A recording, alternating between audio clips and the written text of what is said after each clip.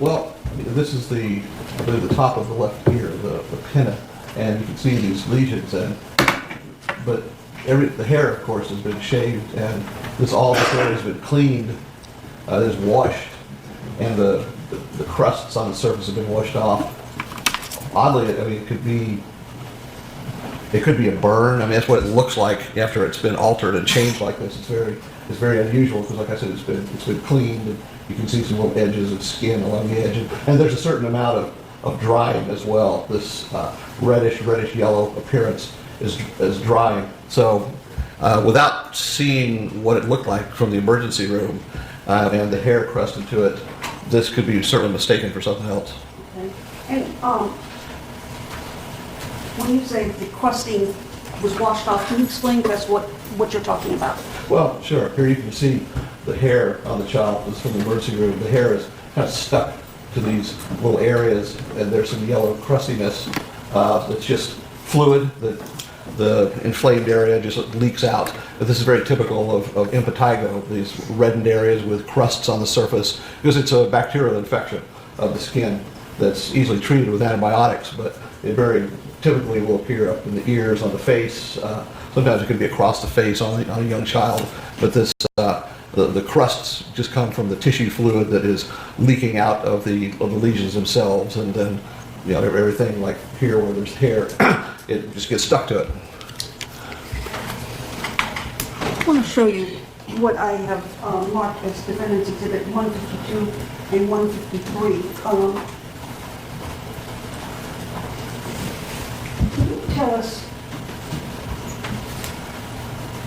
what these marks are right here? Well, the location here, just below the buttock, they look like finger grabs, finger marks to me, where the hand has been placed and perhaps shifted a little bit, but where the ends of the fingers have been, there and caused these superficial injuries. And with regard to that white band that we saw earlier, that we talked about earlier. Yes. When you say it's a pressure point, from what exactly would it be a pressure point from? Oh, well, it could be from a variety of things. And I was just looking, actually, Dr. Darasan described it as a broad hypopigmented, which means pale, a hypopigmented mark, which it doesn't describe it as a scar or really much of anything else. It's it's a pale area for some reason, but it's, as I said earlier, it doesn't have features of a scar, and she didn't describe it as a scar. Now, what this then could mean is at some point the child's abdomen was against the edge of something, or there was a strap perhaps at an ambulance, say transporting the body, that was across the front of the body. It could be from a variety of different possibilities, but the whole point really being that it's not a scar and it's not an acute or a fresh injury, that would be caused by something else. And could it be caused by the diaper having been up higher than it is on the picture? Well, it could, yes. With the elastic edge of a diaper, pulled up to this area, yes, I could do that. We saw earlier a bruise on the head of Layla. Let me ask you, could that bruise have been caused? I'm sorry, let me show you what I marked as 170 and see if you can identify that.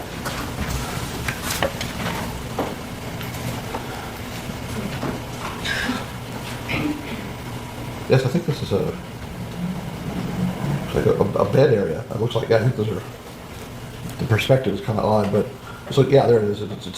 It's a bed and a headboard, kind of inside of a bunk cubby hole sort of thing.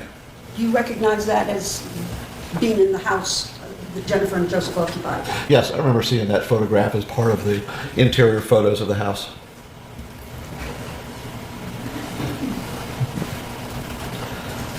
No, I would tender Defendant's 170 into the record and ask to publish.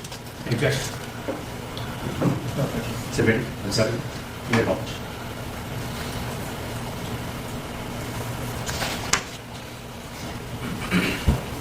If a child is jumping up and down and hitting her head against the top of the upper bunk, would you expect to see bruising on that child's head if it was done repeatedly? Sure. Yes, that's why you're not supposed to jump on beds, much less bunk beds.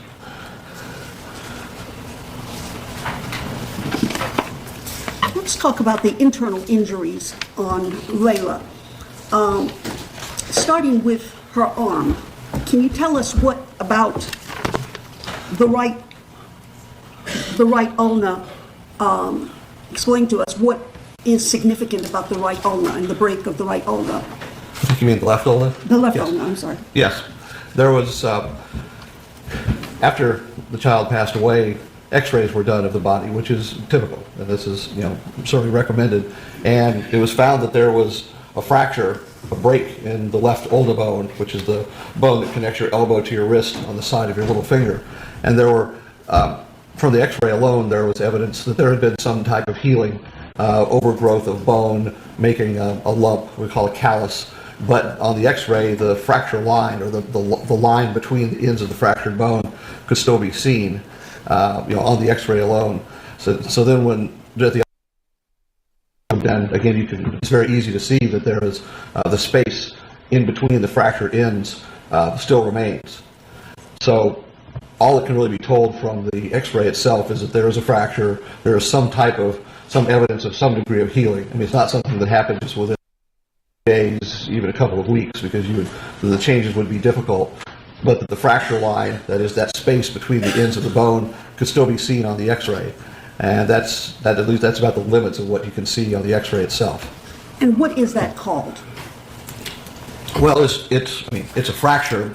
There's evidence of healing, but more specifically, portions of this fracture were processed and little glass slides made as part of all of the different tissue slides that were examined. And microscopically, that is, looking at these slides under the microscope, the changes that are going on in this fracture are very different from what would be expected and anticipated normally in a healing fracture. There is evidence that this fracture has not healed. It's been there for a very long period of time, and possibly months perhaps. There's no way really to know. It's not 3 or 4 weeks old. It's much older than this, and it's just not healed. The healing process has not progressed. In fact, it sort of had halted. And the ends of the fractured bone, different cells, cartilage cells, things are growing that are evidence that this fracture is just not healing the way that it's supposed to heal. And as a consequence, it can be used, non-union, meaning a fracture that does not heal over a long period of time, usually months, or just simply poor healing, improper healing. And that's usually, although it's rare in children, but still, if a fracture happens, especially in a long bone, and the bone is not put in a cast to immobilize the fractured ends, then they continue to move just a little bit, but enough such that the normal healing process can't progress and form all of the structures that need to be formed to finally put the pieces of bone back together. And that's what is actually present in the microscopic sections of this ulnar fracture, that this fracture is not healing properly and has been there for a long time. And can you put a date on how long time? Are we talking about 2-3 weeks, or are we talking about 2-3 months? Well, it's definitely older. I should say at about 3 to 4 weeks or so, the ends of the fractured bone should be pretty well stuck together, and the line, that is the line that shows the break, it should be gone.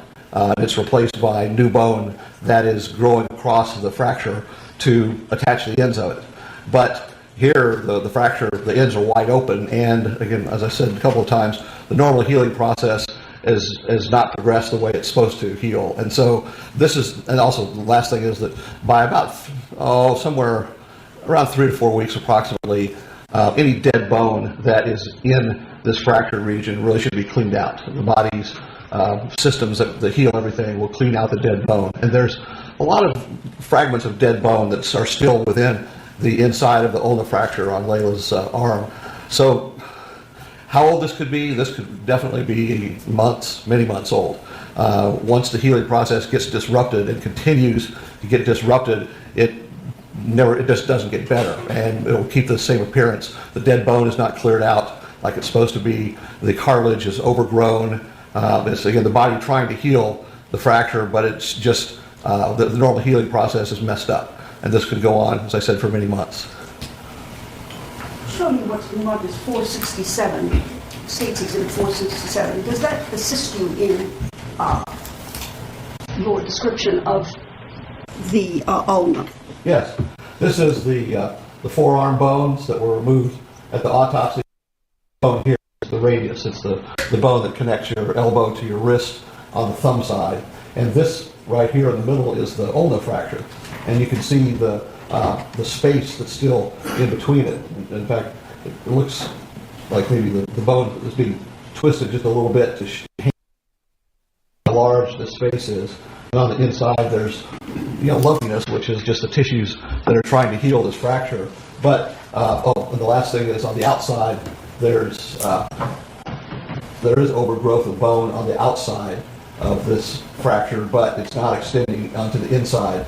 So the surface of the bone is reacting, but the inside of the bone is just not healing properly. And this is the appearance to the naked eye, at least of what this fracture looked like.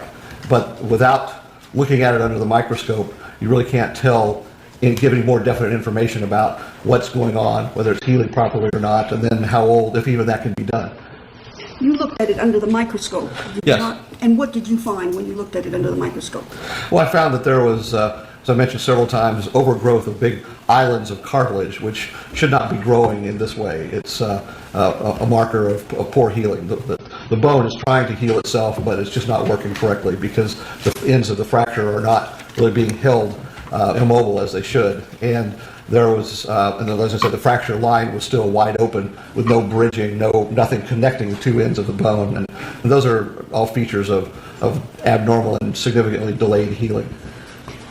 And do you call this a non-union injury? Well, a non-union really means that the bone is not uniting in the way it's supposed to, and so the fracture is never uniting, it's never healing properly. A different way to look at it or call it is just evidence of inadequate or poor healing that is delaying the healing process. And once this kicks in, once there is a delay because the bone is not healing properly, again, this appearance can persist for many months, sometimes even longer than that. And sometimes it's necessary, if it is detected somewhere along the line, then surgery may have to be done to actually put a plate in and immobilize everything, and even clean out and remove the the abnormal, improper healing tissues, just to allow the whole process to start and go the way it should.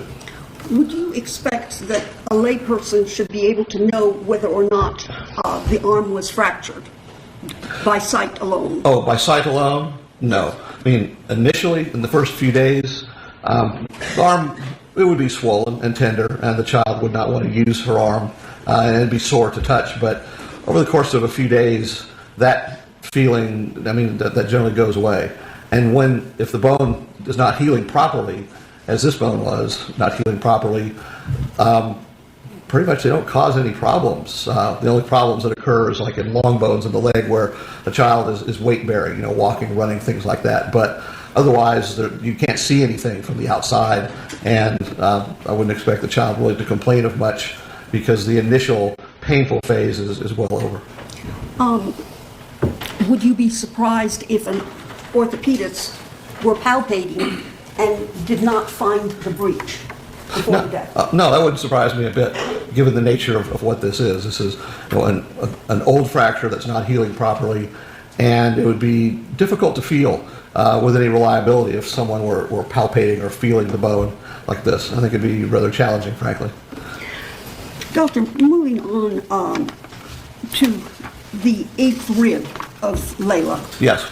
Can you tell us a little bit about that 8th rib and how significant it is to you?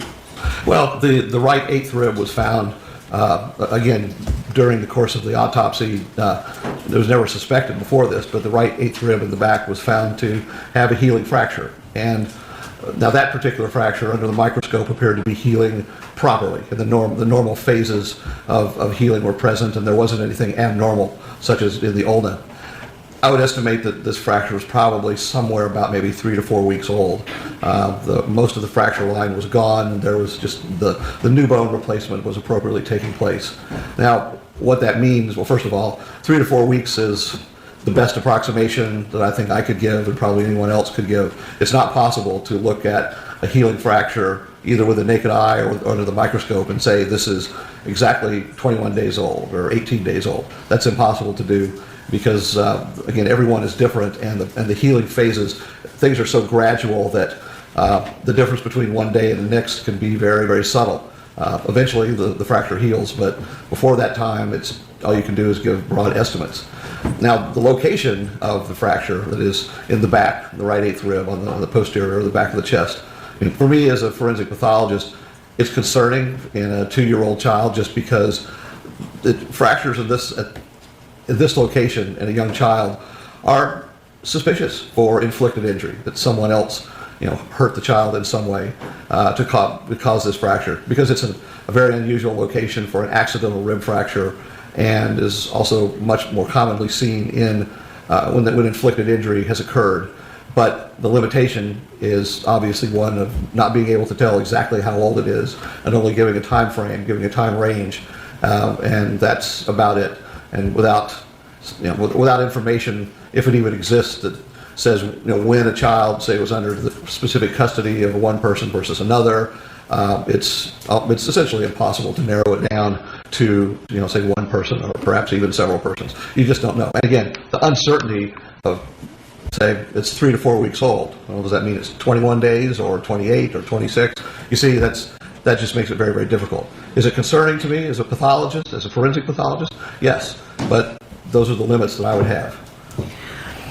Doctor, I want to talk about some of the testing that was done in this case. You said you reviewed crime lab reports. Yes. Do you recall reviewing a report on amylase testing?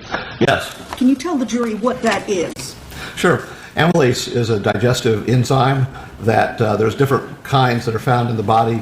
The most common locations are from saliva, and amylase down carbohydrates like potatoes, for instance. And it's the saliva has one type, and also the pancreas secretes another type to help with the digestive process after food has gone through the stomach and into the intestine. So it's basically a digestive enzyme. That digestive enzyme was tested for on the floor of the kitchen, is that correct? Yes. And what was the result? Well, the result was that it was positive. Excuse me. It was negative. In fact, I just had that. Negative for amylase from swabs taken from a couple of odd, slimy-looking areas that were apparently on the kitchen floor. And why is that significant or not significant to you that there was no amylase? Well, it's an unusual thing to do on, spots on a kitchen floor, particularly. I mean, the idea is that perhaps we're trying to look for evidence of saliva, of spit, because that's the glands in your mouth secrete amylase, and potentially finding that could indicate that this was of oral origin, but or came from the mouth. But without further information, it becomes very difficult to put much credence onto whether something is positive or negative. For instance, if it's vomit, if it's stomach juices that have come up from the stomach, I would expect those not to have amylase in them. If it's something that originated in the stomach and was retched or represented vomit, and the fact that there's not amylase doesn't eliminate. Well, it doesn't tell you where it's from, really, particularly, and without more definitive information, say this is definitely saliva. If someone knew that, well, then one could possibly test it for amylase or not. Brian, it's a very strange way to do forensic testing, and the other problem is I'm not aware of forensic standards that exist for just testing slimy stuff on a kitchen floor, and how reliable that testing is, whether to determine whether it's positive or negative, and then trying to make some sense from it. I've never encountered it in my entire career in this particular context. Could they have tested for gastric juices? Well, sure. And what would that have told you if it came back positive for gastric juices? Well, it would tell you it's stomach juices are very, very, very acid. There's a lot of hydrochloric acid that is made within our stomachs. And if someone vomits some stomach juices, the simple way to test for this is to use a pH strip. Like maybe some of you who may have been in high school chemistry remember the little strips that turn different colors depending on whether something is acid or alkali, that sort of thing. And you can tell how strong the acid is or how strong the alkali is. And that's an extremely simple way to test for stomach juices. because stomach juices are very acid, and pH strips would turn acid and show there's a very large component of acid making up this stuff. So that would be extremely easy to do. Was that testing done? No, not that I know of. Doctor, I want to talk to you about pattern injuries. What are patterned injuries? Well, patterned injuries are injuries that are typically we see on the skin that have a structure to them that reflects the structure or the makeup of what maybe had struck the skin. So there could be like a rope with a weave pattern that if the rope strikes the skin, then there is an impression, a weave pattern that's impressed on the skin and gives a particular contour and shape to the the bruises or the scrapes that are left behind. So that's basically what pattern injuries. Pattern injuries are caused by something that has an identifiable structure that, when it strikes the skin, leaves an impression that you can then identify where it came from. Sometimes they're incredibly specific. Did you see any pattern injuries on Layla's body? Well, I didn't. I did not see anything that I would myself characterize as being clearly a pattern type of injury. Did Dr. Darisaw see any pattern injuries in her autopsy? No, I don't recall that she did either. Did you see any marks that looked like belt marks to you? No, I did not to such an extent that I could look at them and reliably conclude that they were marks caused by a belt. Now, talking about the internal injuries, the transection of the pancreas and the splitting of the liver, can you tell us what, to reasonable medical certainty, you believe caused that? Sure. Well, the liver, I'm watching myself here, is located mostly to the right, on the right side of your body, just underneath the rib cage, but it extends a little bit to the left as well. So there's part of the liver that's right in the middle, just below your breastbone. And behind that, anatomically, the pancreas is located. Excuse me.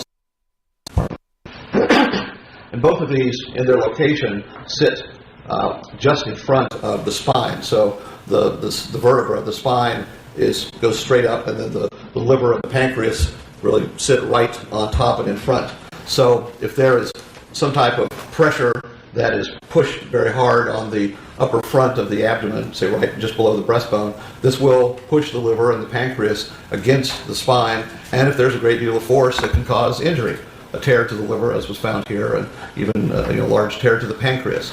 Now this is, again, this tells you where the force was located and how it was exerted, but if this was, the location is something, it was a place where, say, for instance, the Heimlich maneuver potentially could do this, or very aggressive CPR, pushing on the child's chest and upper abdomen in a very frenzied, panicked sort of way, trying to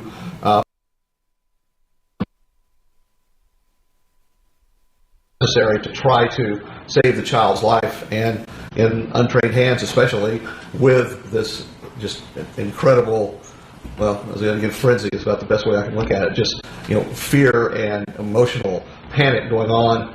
A lot of force could be used that is more than what's necessary, but then again, there's no way, again, for an untrained person to know how much is needed, and the child is dying. Doctor, with regards to the chicken that was found in the sink, what could have been done with regards to preserving that for testing? Oh, well, that could have been collected easily and frozen to be analyzed later. Chicken has specific DNA, so that would be very easy to do. Also, taking little pieces and looking at them under the microscope, you can tell what chicken looks like. That is, pathologists can tell what chicken looks like looking at it under the microscope, looking at little slices. So it could have been tested and analyzed very readily to identify it as being chicken. And this wouldn't be very difficult to do. It would be very simple. It's really a matter of collecting, and then the testing and analysis could be done, at leisure. The injuries that you saw in this case would it surprise you if other medical trained people said they've never seen such injuries before for CPR or Heimlich maneuver? It wouldn't surprise me in the sense that this is everything that we see in Layla, virtually everything, with a couple of exceptions of little bruises, everything is recent. I mean, it happened very, very quickly. and the injuries are located in different places on the outside of her body and also specifically really on the inside of her body in very, very specific places. But in the context of sort of, I don't know, how would you say, a routine CPR or, you know, resuscitative maneuvers carried out by trained people, then injuries can occur, but they're not common, not usual, but they still can occur even in the best of hands. But when one is looking at it from the perspective of an untrained person who is watching, who really does not know what to do or has the barest sense of what, you know, should be done, and is watching a child choke and realizing that whatever, you know, that this is not getting better, then this escalates very dramatically. And so, you know, yes, this amount of injury and the extent of the injury is very pronounced, but looking, again, you have to look at the circumstances. One has to look, we as pathologists have to look at everything that's involved as well as just the injuries themselves. And when you approach it from that context, it's not surprising to me that the injuries are so excessive appearing because it was a life or death situation. Doctor, we talked about Layla. Let's talk a little bit about Millie and her injuries. You would look at this and tell me if you see any belt marks or buckle marks, strap marks on this photo. I don't see anything like that, not that I can, I mean, really I can identify. I've looked at this photo, I can't tell you how many times, and turned it and twisted it and looked at it. And I cannot discern, I cannot make out a pattern from this that it reflects, you know, a belt or something with such a specific structure that it leaves or would have left a distinct pattern behind. I just can't see it. With regards to this injury, could this injury have occurred as a result of sliding down and hitting rungs on a ladder? Yes, I mean, yes, it can. There's not a way, again, to know exactly how old it is. That's impossible, but it's, you know, that's what alternative sorts of, well, explanations of different sorts have to be looked at, and I think that's reasonable. I don't see have a problem with that, really. Why is it impossible to on these bruises? Well, obviously, Millie is alive. So, as I told you earlier, looking at injuries like this, it is not possible to look at these injuries and tell how old they are, whether it's minutes, hours, even a few days, because we can't do biopsies. We can't look at pieces under the microscope because this is from a living child. So there's a very dramatic limitation to this, and it's also assuming even that all these happened at the same time too. Well, there's no way to know that. That's the fundamental problem. I mean, scientifically, you cannot look. You know, there's no professional who can look at an injury and tell you. They can guess or whatever, but it's the difference between scientifically and reliably being able to make a statement and, well, giving an opinion that may or may not be accurate. And that's a limitation. There is no medical literature that exists where tells a physician or a nurse that, you know, by using whatever criteria that exist, you could look at a bruise, look at an injury, and tell how old it is. There is nothing that tells us that.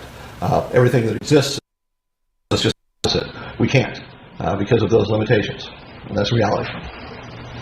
Doctor, let me show you what the United States did in 79. Do you see anything on the back of this child that gives you any concern for inflicted injury? No. I'm going to show you what's written marked as Exhibit 78.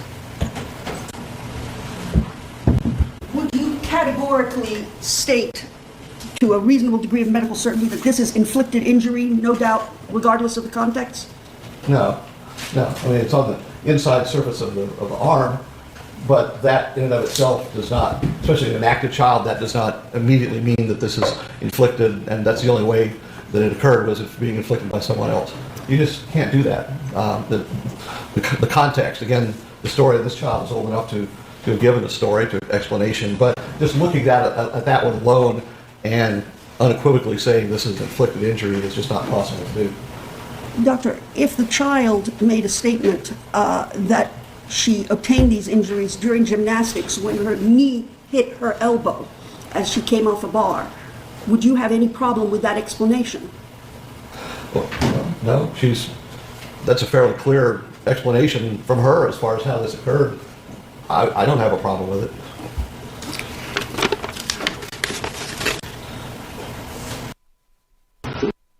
just want to talk a little bit about why is this a GBI case? Why is it not a Henry County case?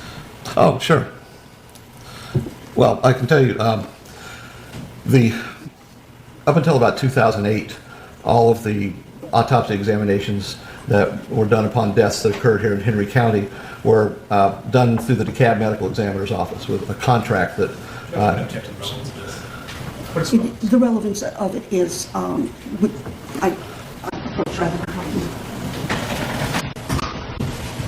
Dr. Dowd, let's move on. Dr. Who? I'm sorry, Dr. Sperry, let's move on.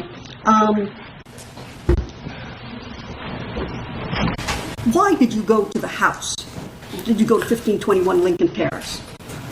Well, I went to the house because this is a very unusual case. For me as a pathologist over my career, it's unusual and certainly is concerning because of the extensive nature of the injuries and the types of injuries that are there. And the more I looked, and also I had seen the interview with Ms. Rosenbaum, and I was really myself curious to see, I wanted to see the house, the inside of the house myself, and the relationship between the kitchen and the sink and the dining table and the living room area. And I also wanted her to explain to me, if she would, what happened. And that was really what I asked her to do. Show me what happened, tell me what happened. And I gave her no direction in anything, and I actually looked at anything. I didn't tell her anything about all that. But she and her husband knew I was coming. But I wanted her to show me what happened as best as she could in the sequence of events. And at that time, I had already seen the photos and I had read through the report, so I had a good understanding of what was there on Layla's body. And I wanted to correlate, if I could, what Ms. Rosenbaum showed me, what was happening and what she did with what I could see on Layla's body. And that was the reason. It's not something that is usual. I've gone to some scenes, a few scenes in my career, but usually it's those where there are some significant questions that I want resolved in my mind, if at all possible. Whether it doesn't matter whether what I see occurs or not. I want to know as best as possible what is it that happened, so that I can, if it can be done, explain or put everything in a relationship. Sometimes things don't match up at all, and that's just the way it is. I've had plenty of circumstances like that, and usually it doesn't ever get to a point like this. But that was the reason why, just so I could see myself and listen to her show me and tell me what happened, and understand it as best as possible. Was her lawyer there present? No. Was it, who was present? Mr. Rosenbaum, just she and her husband were there, and that's it. Why is the sink relevant? Well, the sink is relevant, first of all, because this is part of what Ms. Rosenbaum describes as the totality of everything that happened. There was a point where she had Layla up against the sink and was pushing her. Excuse me. I would object to anything that was. I would object as hearsay to anything that occurred. I just limit to what you've heard Okay. in the report that Ms. Rosenbaum gave to the police. Oh, all right. Well, she had the child at the sink, and ultimately there was what appeared to be a piece of chicken that was coughed out into the sink. And from the scene photographs that were taken, as I understand, once everything transpired, the scene was preserved, so nothing was changed or altered. There's a hunk of what looks like, to me, chicken that's there in the sink.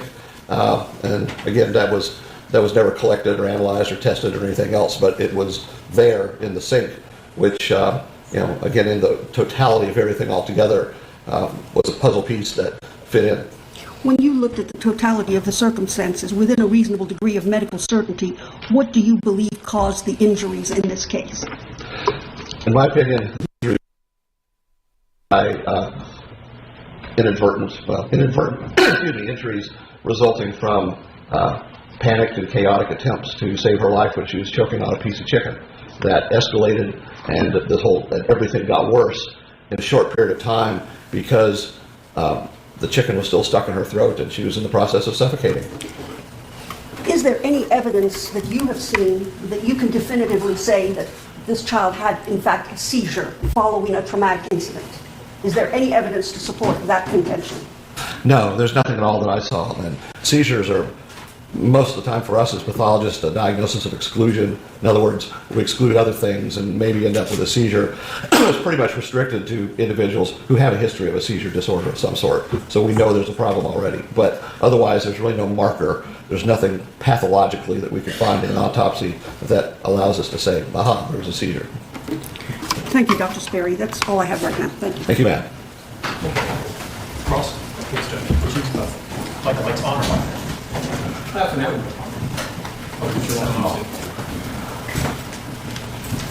or off? He's asking us to turn them off.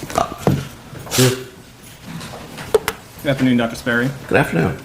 All right, so let's start off by finding some things that we can agree on. How about that? We can try. All right. Would you agree with me that people who are dead do not bruise? People who are dead do not bruise? Correct. Generally, I mean, no, just for the most part, a beating heart and a blood pressure is required at least for bruises to form. You know, it's not universal, but in general, that's how we look at it. In general, that's how you look at it. So all of the bruising that occurred to Layla happened while she still had heartbeat.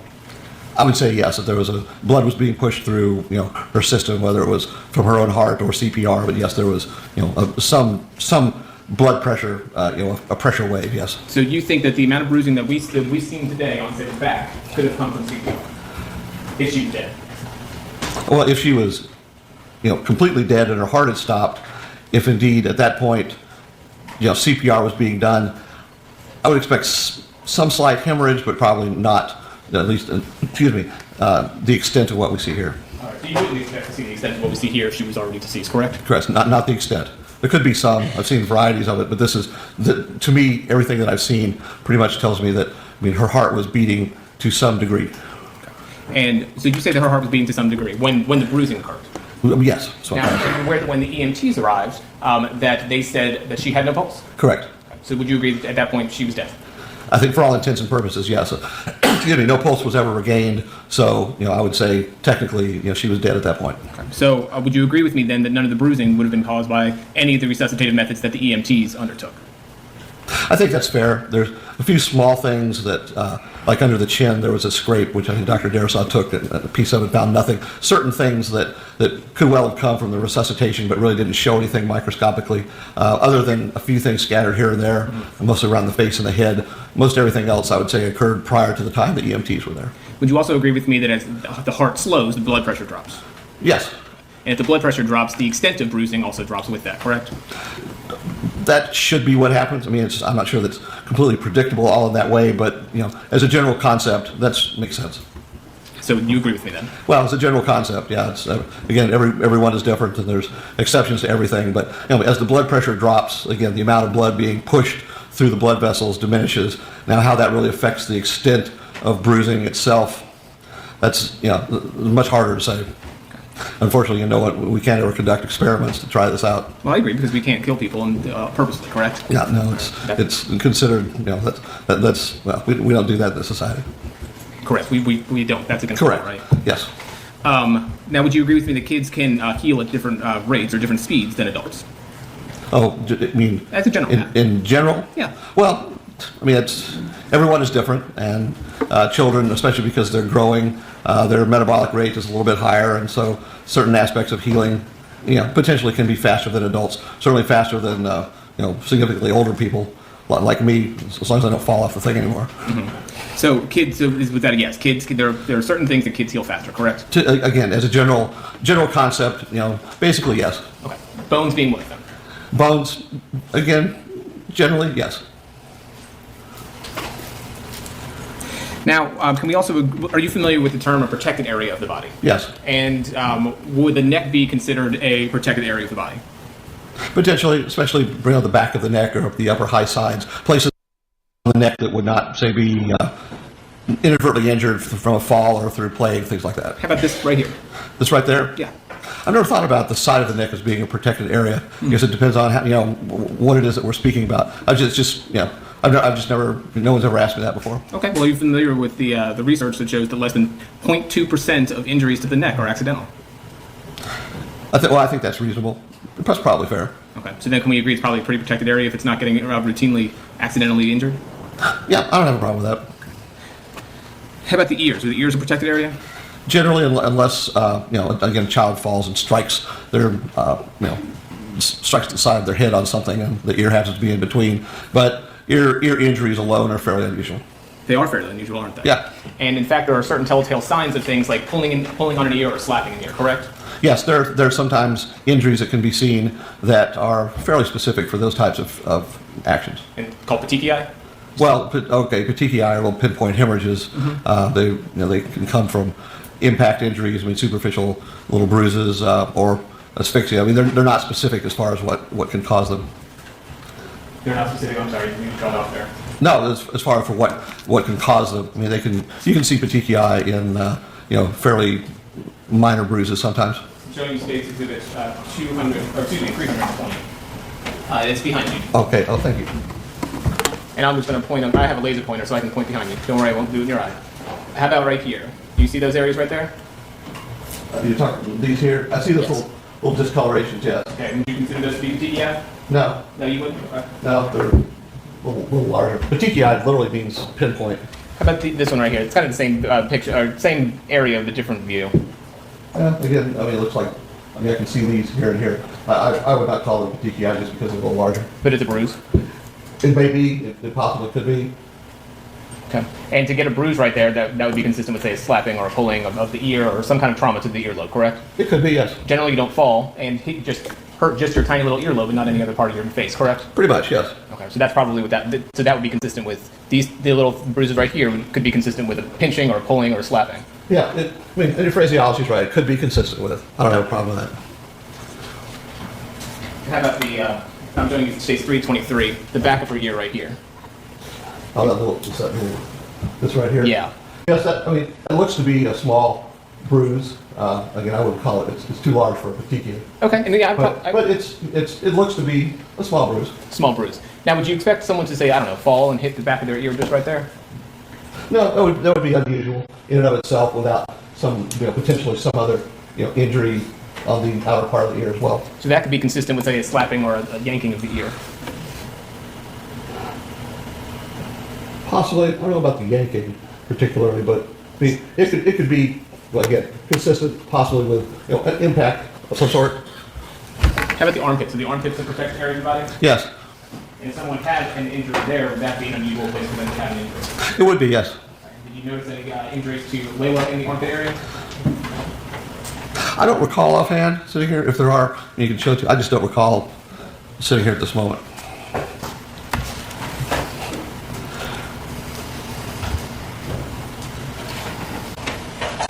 I'm going to show you stage 32.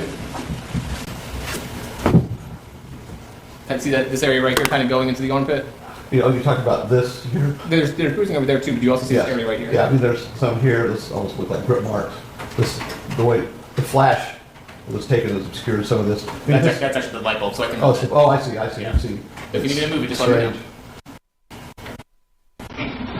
But It's not the best picture. There's a lot of shadow down here. I honestly am not sure about exactly what that is because there's a great deal of shadow that's in this. And perhaps you have better views? I do. Stage 33. Do you see better here?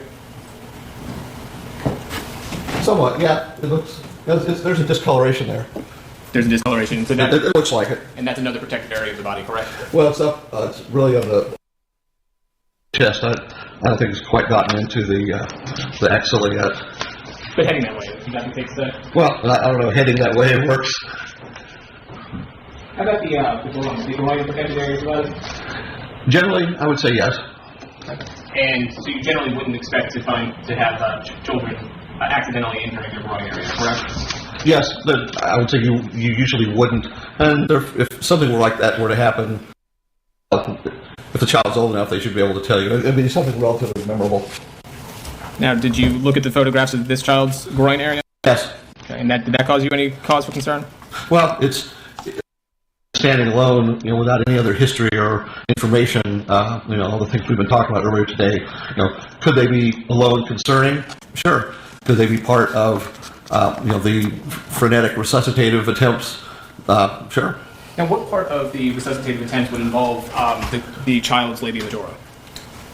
The labia majora, I don't, at what point when Ms. Rosenbaum was trying to do what she was doing and moving the child around and moving her hands, I can't tell you exactly where her hands were every single moment or every part of the sequence. I'm not sure that she knows specifically. But you think that the injuries that we see on the child's labia majora are consistent with, and I'm showing you the pictures that are taken from the hospital. You think that's consistent with the history that you've been given? Well, in and of itself, I mean, what I see, there's a little linear something in through here. Well, and I think that's important, right? The direction in which a bruise occurs. Is that correct? The direction. You talked a little bit about pattern, right? How you get the bruise where you hit part of the body. Is that correct?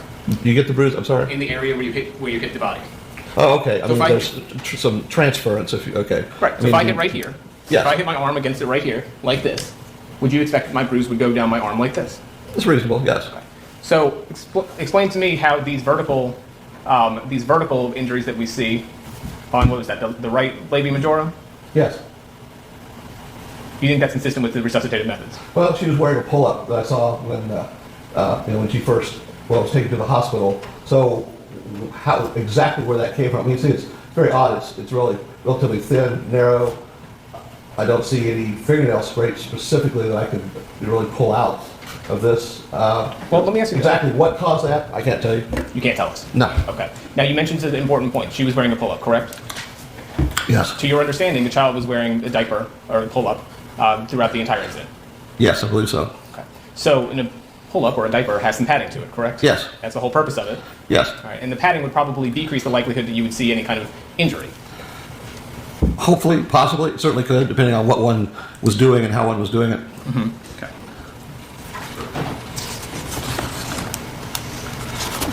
If you see a area of the body that is a protected area that is injured, would that cause you concern? In and of itself, alone, I think that conclusion is not unreasonable, at least as a place to start, until one has, history, circumstances, other things like that. But just looking at the injuries alone, then I think that's not unreasonable, like I said, at least as a place to start. Okay. And but would you agree with me that people generally bruise, children, when they fall, generally bruise kind of the bony prominences, like their elbow, their knee, things that kind of jut out? Well, yes, and when they fall, like you're describing, the most common places are, again, the bony protuberances, elbow, shin, chin, forehead, things like that, just because that's I would say, the typical appearance of most usual childhood injuries. Okay. Now, you talked to Ms. Mull a little bit about this particular injury on Millie, correct? Yes. And is it odd to you that you don't see any injury over the elbow? Was it odd to me? Yes. Not particularly. If what she had described, say, was running and playing and falling on her elbow, well, then that I would expect to see, if that was the information she gave, I would expect to see, say, some sort of contusion here and not here. Is this the first time that you've testified in an abdominal trauma case? No, I'm sure I testified in others. And have you also testified regarding, say, elbow injuries versus the fleshy parts of the body? I don't know. I don't know if I don't have any recollection one way or the other. Do you recall testifying in Newton County in 2014 in the case of State of Georgia versus Cornelius, Demetra, Richardson, Bethea? No. And you were actually the medical examiner on that particular case. You were still with the GBI then. Okay. Do you recall testifying that it was odd to you that you did not see any injury on the elbow itself? In fact, you only saw it on the fleshy part, and that to you what stood out as being extremely odd? Well, you're taking something out of context. I don't remember anything about the autopsy or the case or the situation or whether any explanation had been. Pardon me, sir. Stop for a second. Thank you. Ma'am. Can you please get her attention?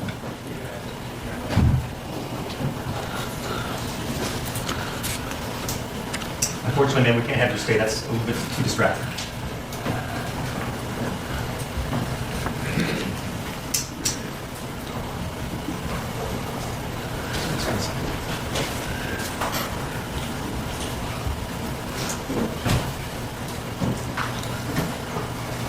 All right, let's proceed. Thank you, Judge. And if you need to see the transcript, I can, of course, let you see it, okay? Well, sure. I don't remember anything about the case. Well, that's all I can tell you. If you even have the report, perhaps I could tell you. excuse me, why I said what I said or what the opinions were, the basis for those opinions. But in a vacuum, I don't know that I can answer what you're asking. Okay, well, let me see if this is something you still stand by. You said you can see the elbow, the point of the elbow right there, and that notably there's no bruising on that. The bruising is all over the soft tissue, in the skin, and the fat underneath there, but there's nothing on the elbow itself.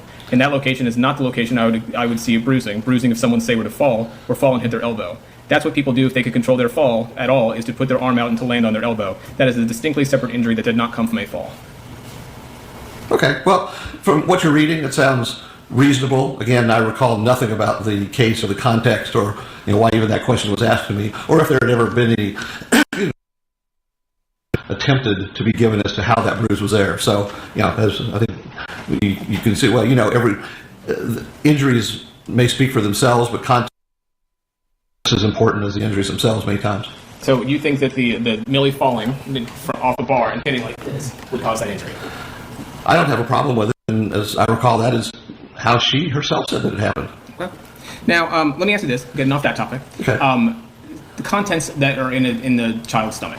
How long after a child eats could you potentially see the contents of something in the child's stomach when they do the autopsy? Oh, well, okay. Once the child dies, whatever is in the stomach is going to stay there indefinitely. Digestion stops. So if there's no evidence that there was any vomiting or anything else, then what one would see in the stomach must reflect what the child had eaten if the death occurred relatively soon after the food was ingested. Okay. And the report you got here was that. Yes. And are you aware that Dr. Darisaw found no evidence of food or no identifiable pieces of food in the child's stomach? Well, yes. Let me just look here. 35 cc's orange tan soft digestate. So no identifiable food. Yeah, it doesn't tell me other than the color and that it was fairly uniform. Anything more? Okay. I want to talk a little bit about vocabulary. How about that? Neutrophils. Are you familiar with that term? Sure. And do you agree with me that microscopically neutrophils can start to appear within hours of an injury? Within hours, and usually you're talking somewhere around maybe 6 hours or so. Okay.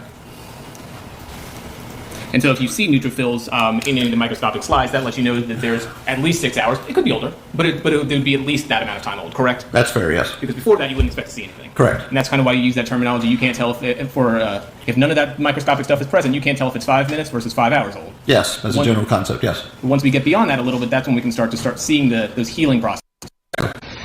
Pigmented macrophages, are you familiar with that? Yes. And that's essentially the iron is present? Yes. And that generally kind of comes into play around 48 hours. Yeah, 2 to 3 days. That's a general reasonable time frame. Okay. How about hemosiderin? Are you familiar with that term? Yes. And similarly, would you expect to see hemosiderin in around 48 hours? Yes, about the same time, because the hemosiderin is the breakdown product of red blood cells, and that is what actually the macrophages gobble up. Okay. So by seeing those things, we can tell that it's probably at least 48 hours. Maybe older than that. Yes. But on the back end, it's how long they stay around. That's not quite as correct. Correct. All right. But we can tell at least 48 hours, right? At least in that, as I said, 2 to 3 days. That's a reasonable time frame because once again, everyone's somewhat different. All right. I want to talk to you a little bit about some things that could be highly suspicious for child abuse. Sure. Let's see. That there are certain types of injuries that we talked about that could be highly suspicious for child abuse. Correct. Sure. And posterior rib fracture is one of them. Yes. And certain fracture types could be highly indicative, correct? Certain ones, yes. So for example, and I know it's not present here, but something like classic metaphyseal lesion is highly indicative of child abuse. It is, yes. All right. What about liver injuries? They can be quite common in child abuse too, correct? Oh, yes. Because the liver's kind of big, isn't it? Well, yeah, it's the biggest organ in the body outside the brain, yes, and the skin. I was going to say, I'd always heard of the skin. Yeah, well, in the body. This is just, you see 474 behind you, correct? Yes. That's a pretty good diagram. Yes. All right. And so the liver actually hangs just below the rib cage a little bit, correct? Yes, the rib cage would be sort of like that. Now, in general, pancreatic injuries are actually quite rare, correct? They are much less common because the pancreas is very deep and behind the liver. And so the pancreas is kind of protected by all the other organs, right? Yes, surrounded. And so it's really in there, right? It's kind of got padding all around it. Yes, it's deep and sits just right in front of the vertebrae. Yes, but it of itself is protected.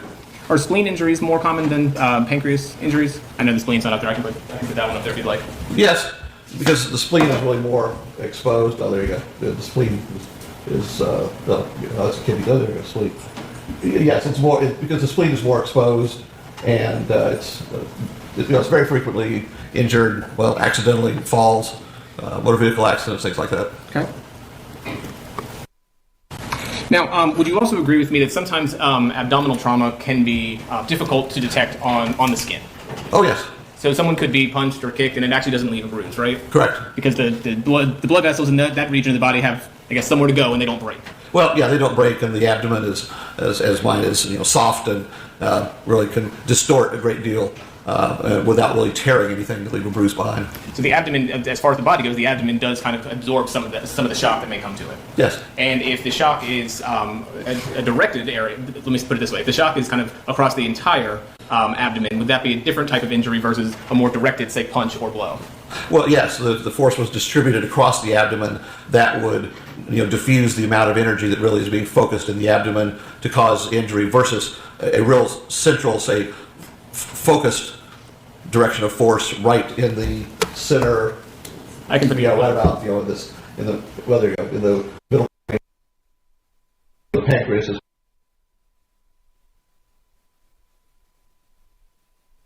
Distributed evenly across the whole abdomen, correct? That's fair, yes. However, punch, kick, something like that, that's going to be very directed to that specific area, correct? Yes. And that's going to, the force entire abdomen, correct? Correct. It's really more focused. That's exactly the term. Now, as far as things that are highly suspicious for child abuse, would you agree with me that a delay in reporting could be highly suspicious for child abuse? Possibly, if whoever was in charge of reporting had knowledge that there was an injury and then did not report it, or there was took an excessive whatever subjectively is felt to be an excessive amount of time, that potentially is at least an indicator that there could be abuse or neglect involved. Would you agree with me that the research shows that abuse can also tend to increase over time? Yes. So maybe in the beginning it's a hit, but then kind of escalates. Would you agree with that? It can, yes. Would you agree with me that a changing history provided by the caretaker about how the child was injured is also suspicious for child abuse? Well, yes. Again, it can be depending on how the history changes, or what things what things are different from, say, one description versus another description, and things that are radically different. Then that's the more greater the difference, I would say, the more the red flags go up. Okay. And would you consider differences in how the child was actually injured, like the mechanism of injury? Would you consider that to be a pretty significant difference? Well, again, it could be, assuming that the description that is being given is reliable or makes sense. I mean, say giving a history that makes no sense whatsoever and as compared with the injuries, but then is altered or changed with time that to correlate with the injuries. Well, that would be suspicious, sir. And siblings living in the same household that have suspicious injuries, that is also that could also be concerning for child abuse. Would you agree with that? Oh, you say just siblings having other injuries? So siblings living in the same household that both had suspicious injuries, that would be concerning for child abuse. Sure. I want to talk a little bit about Dr. Darasaw. Sure. You hired her, didn't you? I did, yes. And she's worked with you the entire time that she's been at the GBI, correct? Yes. Trained under you? Yes. She trained along with a lot of other pathologists, correct? Oh, yes. You think pretty highly of her work, do you not? I do, yes.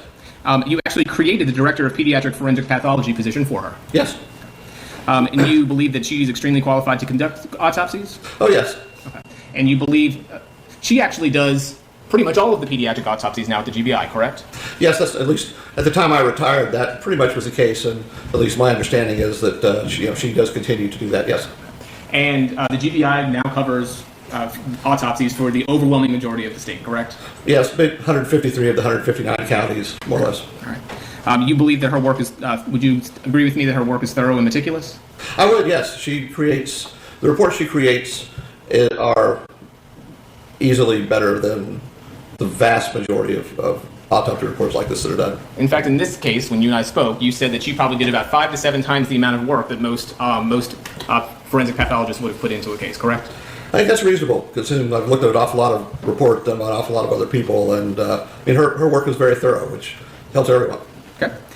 She likes to be in the lab, right? She does. She really prefers to be kind of in the morgue doing her work. Would you consider her to be dedicated to her work? Yes. Now, she's actually board certified in pediatric pathology, correct? Correct. As far as I'm aware, she's the only forensic pathologist deployed at the GBI that is also a pediatric pathologist, correct? Yes, in the United States, there's really only a handful of pathologists. Probably, I would estimate maybe less than 10 who are forensic pathologists, but also boarded in pediatric pathology, yes. So she has a lot of training and experience specifically in the pediatric cases, right? Well, yes, especially, pediatric pathology really focuses more on diseases of children, cancers, and things like that. But nonetheless, she underwent that further training and got board certified, so that's excellent. And once she came aboard and was doing all the pediatric stuff, you didn't really do pediatric cases anymore, correct? Not so many. Myself, she was, I made sure that other junior pathologists, definitely did do pediatric cases because everyone needs to know how to do them themselves. But, as she and the other, as I really took more of a supervisory role with the passage of time, I was less and less, say, the autopsy pathologist. Now, would you agree with this, that in your last 10 years at the GBI, you actually only conducted 2 pediatric autopsies? I don't know. Perhaps you looked at numbers and things like that. I personally can't tell you. Dr. Darisaw took comprehensive photographs in this case, correct? She did, yes. Both of the inside and the exterior? Yes. And she looked for evidence of deep bruising, correct? Yes. And that's important in a child abuse case, isn't it? Yes. You also have testified a lot in custody, police in custody type cases, correct? Yes. And you've discussed how that police in custody cases are in a lot of ways very similar to child cases, that you need to do an extremely thorough exam, correct? Yes. And you also have to do the incisions of the entire body and kind of open up, correct? Exactly. And she did that in this particular case. Yes. You had no issues with the autopsy that she performed in this case. No. Okay.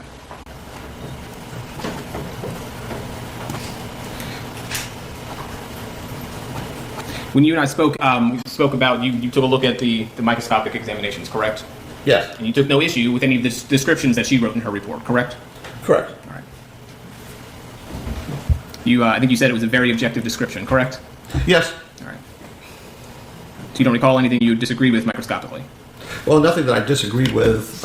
We've talked about the ulna itself, but she described what she saw, but really didn't go any farther as far as characterizing what was going on, what it really meant. So, I can't disagree with what she described, except there was just more to it. Okay, but she took 44 slides, correct? Or 44 punch biopsies? Well, 44 tissue slides altogether. Okay. That's the totality of everything she looked at, yes. And I know regarding the ulna, there may be some issues, and we'll talk about that in a little bit. But the other ones, you had no issues with any of the descriptions there, correct? No. Yes, that's correct. Okay. Now, your opinion that here today is that it was a complex sequence of events that the defendant took to save Layla's life, correct? Yes. All right.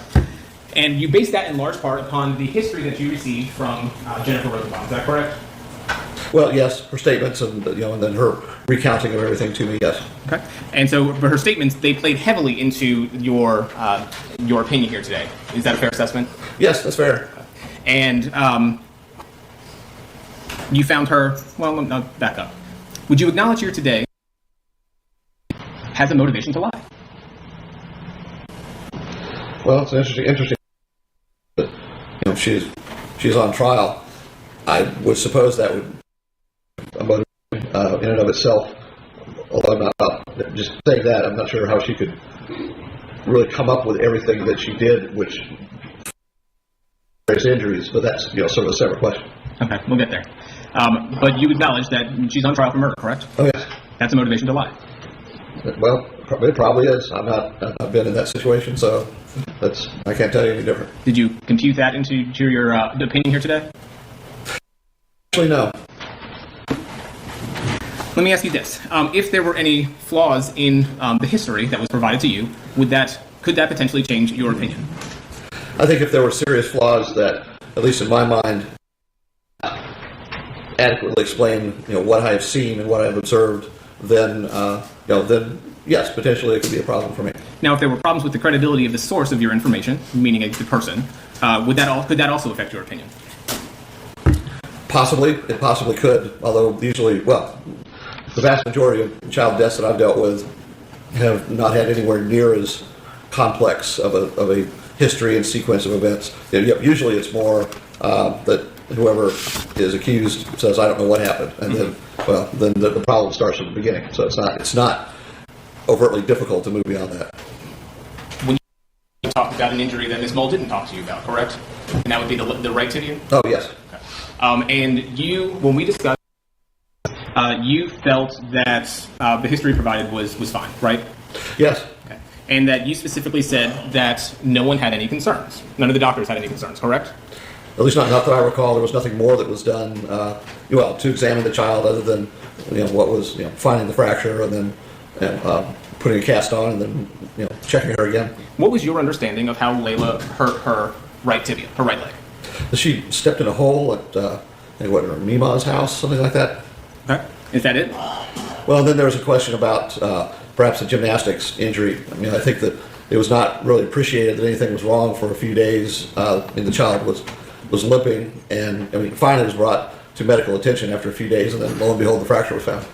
And so based upon that, you found that was a suitable history, correct? It was in and of itself to me, unless there was something else that I just didn't see anything else that really made me concerned, just because this was not unusual for an accidental injury, an accidental fracture like this to occur. And based on that, well, I didn't, for myself, I didn't see the need to move any further beyond. And as I said, she'd been seen by an orthopedist, and so as far as I knew, that was the end of it. We discussed how, a few minutes ago, a changing history could be. Yeah. And a changing history could give you concerns about the credibility of the source for your opinions here today, correct? Potentially, yes. All right. So let's talk a little bit more in depth about the history regarding the right tibia.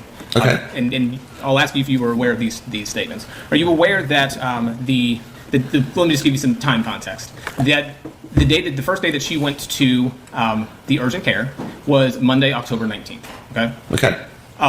On that day, she was actually Layla and Jennifer Rosenbaum were actually at the gymnastics center where Millie was taking a class.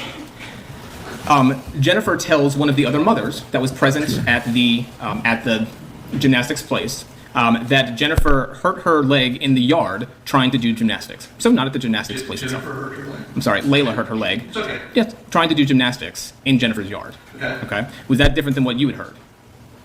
Well, it's different than stepping in the hole. I think what I gleaned from it was that all that was known was that the child was limping somewhat, but exactly what happened and when it happened just really was not terribly clear. Not terribly clear. Were you also aware that Miss McKee, the other mother at the gym, asked why Jennifer didn't take Layla to the hospital if her leg was hurting, and she said she was tired of the doctors asking all their questions? I read that statement, yes. Was that concerning to you? Well, one never knows, especially when someone else writes a statement like that. But the child was taken to urgent care, and then the fracture was diagnosed and it was treated beyond that. So, that as far as well, I don't know why the other lady said what she said, or the accuracy of all that. That's hard to say. All right. The history that was given to the physician assistant at the urgent care center, okay, and this was on October 19th. I know it can get confusing, so if you need me to repeat any dates, feel free to let me know, okay? It's okay. On October 19th, so the same day that they were at the gym class, Layla was taken by Ms. Rosenbaum to Hudson Bridge. And the history that was given was first that the child fell at Nana's house last week, and then she fell off a bar at gymnastics 2 days later. So that was reported. Is that kind of what you recall as well? Yes. All right. And it's safe to say that the physician assistant that was at the urgent care, in and of itself, didn't think there was anything concerning, correct? Correct. All right. Are you aware that she, later that day, she communicated with the child's biological mother? And she told the child's biological mother nothing about falling at Nana's house. Are you aware of that? No. Does that concern you at all? Well, again, not necessarily, only because the exact point in time at which the bony injury occurred, I don't think really anyone really knew. That was a problem of finding the fact that there was a fracture, then trying to determine, well, when did this happen and what may have happened. And of course, with a 2-year-old, it can be extremely difficult to do so. So as far as why Mrs. Rosenbaum didn't relate this to the biologic mother, I'm not sure that I can draw any significance one way or the other. Okay. Are you aware of the fact that Layla had not been over at her grandmother's house for at least several weeks, but possibly months? No, I can't tell you I was. Okay. And the fact that she had not been over there to fall in a hole, would that cause you concern about the story, the history that was provided? Oh, okay. If the child had not been over there to fall in the hole, well, then that would constitute something that did not happen, could not have happened. The defects worker, Ms. Rosenbaum, the day of, so we're still on October 19th, the defects worker was advised by Ms. Rosenbaum only that she fell off the bars at gymnastics, mentioned nothing about falling at Nana's house. Again, anything concerning to you? Well, again, alone, I don't know. I mean, now that putting it together retrospectively, if the fall at Nana's house didn't occur, well, then perhaps the fall off of the bar happened. Again, I think without being able to know that, I'll say, if the fracture had been so severe initially, whenever it occurred, that emergency care was sought very rapidly, then it'd be much different. But it's something that was subtle that really took several days to, I would say, become detected or to seek medical care. Okay. Alone, I'm not sure I'd be concerned. Now, are you familiar with the term doctor shopping? Yes. And in the context of child abuse, what does that mean? Well, that means that if a parent or a caregiver has been abusing a child, then they may see one doctor and then all of a sudden go to see another doctor. I mean, change physicians, sometimes several times because the child may need medical care of some sort, but the caregiver doesn't want to run the risk that abusive injuries may be suspected. Were you aware that Ms. Rosenbaum took Layla to the Pediatric Orthopedics Associates the next October to see Dr. Sean Duxbury? I recall, that visit, I've seen the record. You've seen that record. Do you recall whether or not anyone had any concerns at that particular visit? Offhand, sitting here right now, I don't remember that there was a concern. Can't tell you there wasn't, but I just don't remember. Sure. I'll put it up. I'm putting states 182 on the screen. Oh, Do you see what Dr. Duxbury wrote about under the section plan? yes, I do. I recall it now, yes. So he was concerned, correct? Yes, And he specifically said that he's having them go up to Eggleston where they can be evaluated by social work. yes. And are you aware that he told Ms. Rosenbaum that directly, and she said that she was going to go? No, I'm not aware of that. Are you aware that she never went to Eggleston Hospital? At least I don't recall seeing records reflecting that. Okay. The fact that she was advised that she needed to go to Eggleston Hospital, said she was going to go, and did not go, is that concerning? Potentially could be, yes. Now, when she met with Dr. Duxbury, she also gave she provided some dates, more specific dates. Okay. And those dates are a little bit different than the ones that she provided the day before. Would that be concerning? It would, looking at it now, with respect to other dates that she had given before. Now, is this what it says? 10, well, here we go. 10 to 15. That. Back there.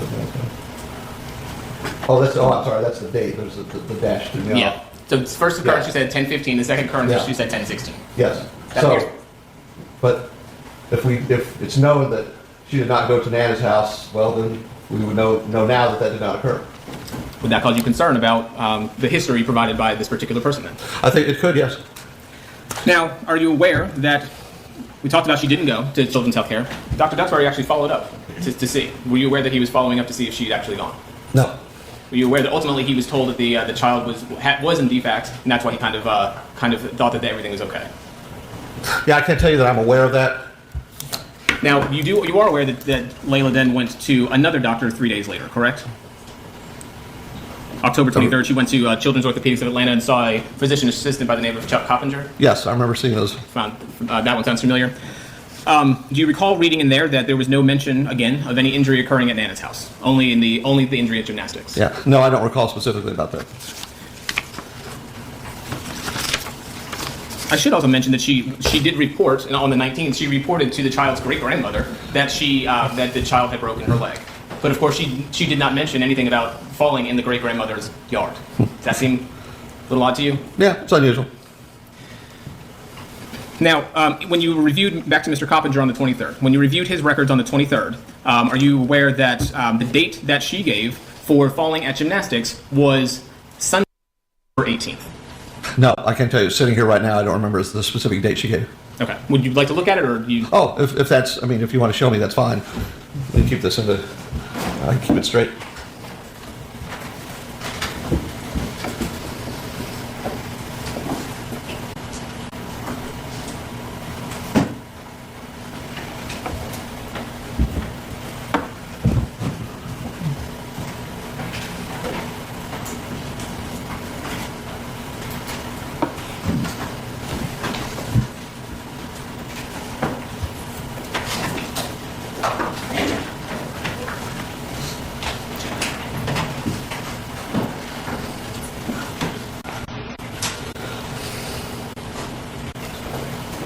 I'm going to get those for you, okay? Okay, no problem. We have almost 500 exhibits here, so sometimes it gets a little confusing. I understand.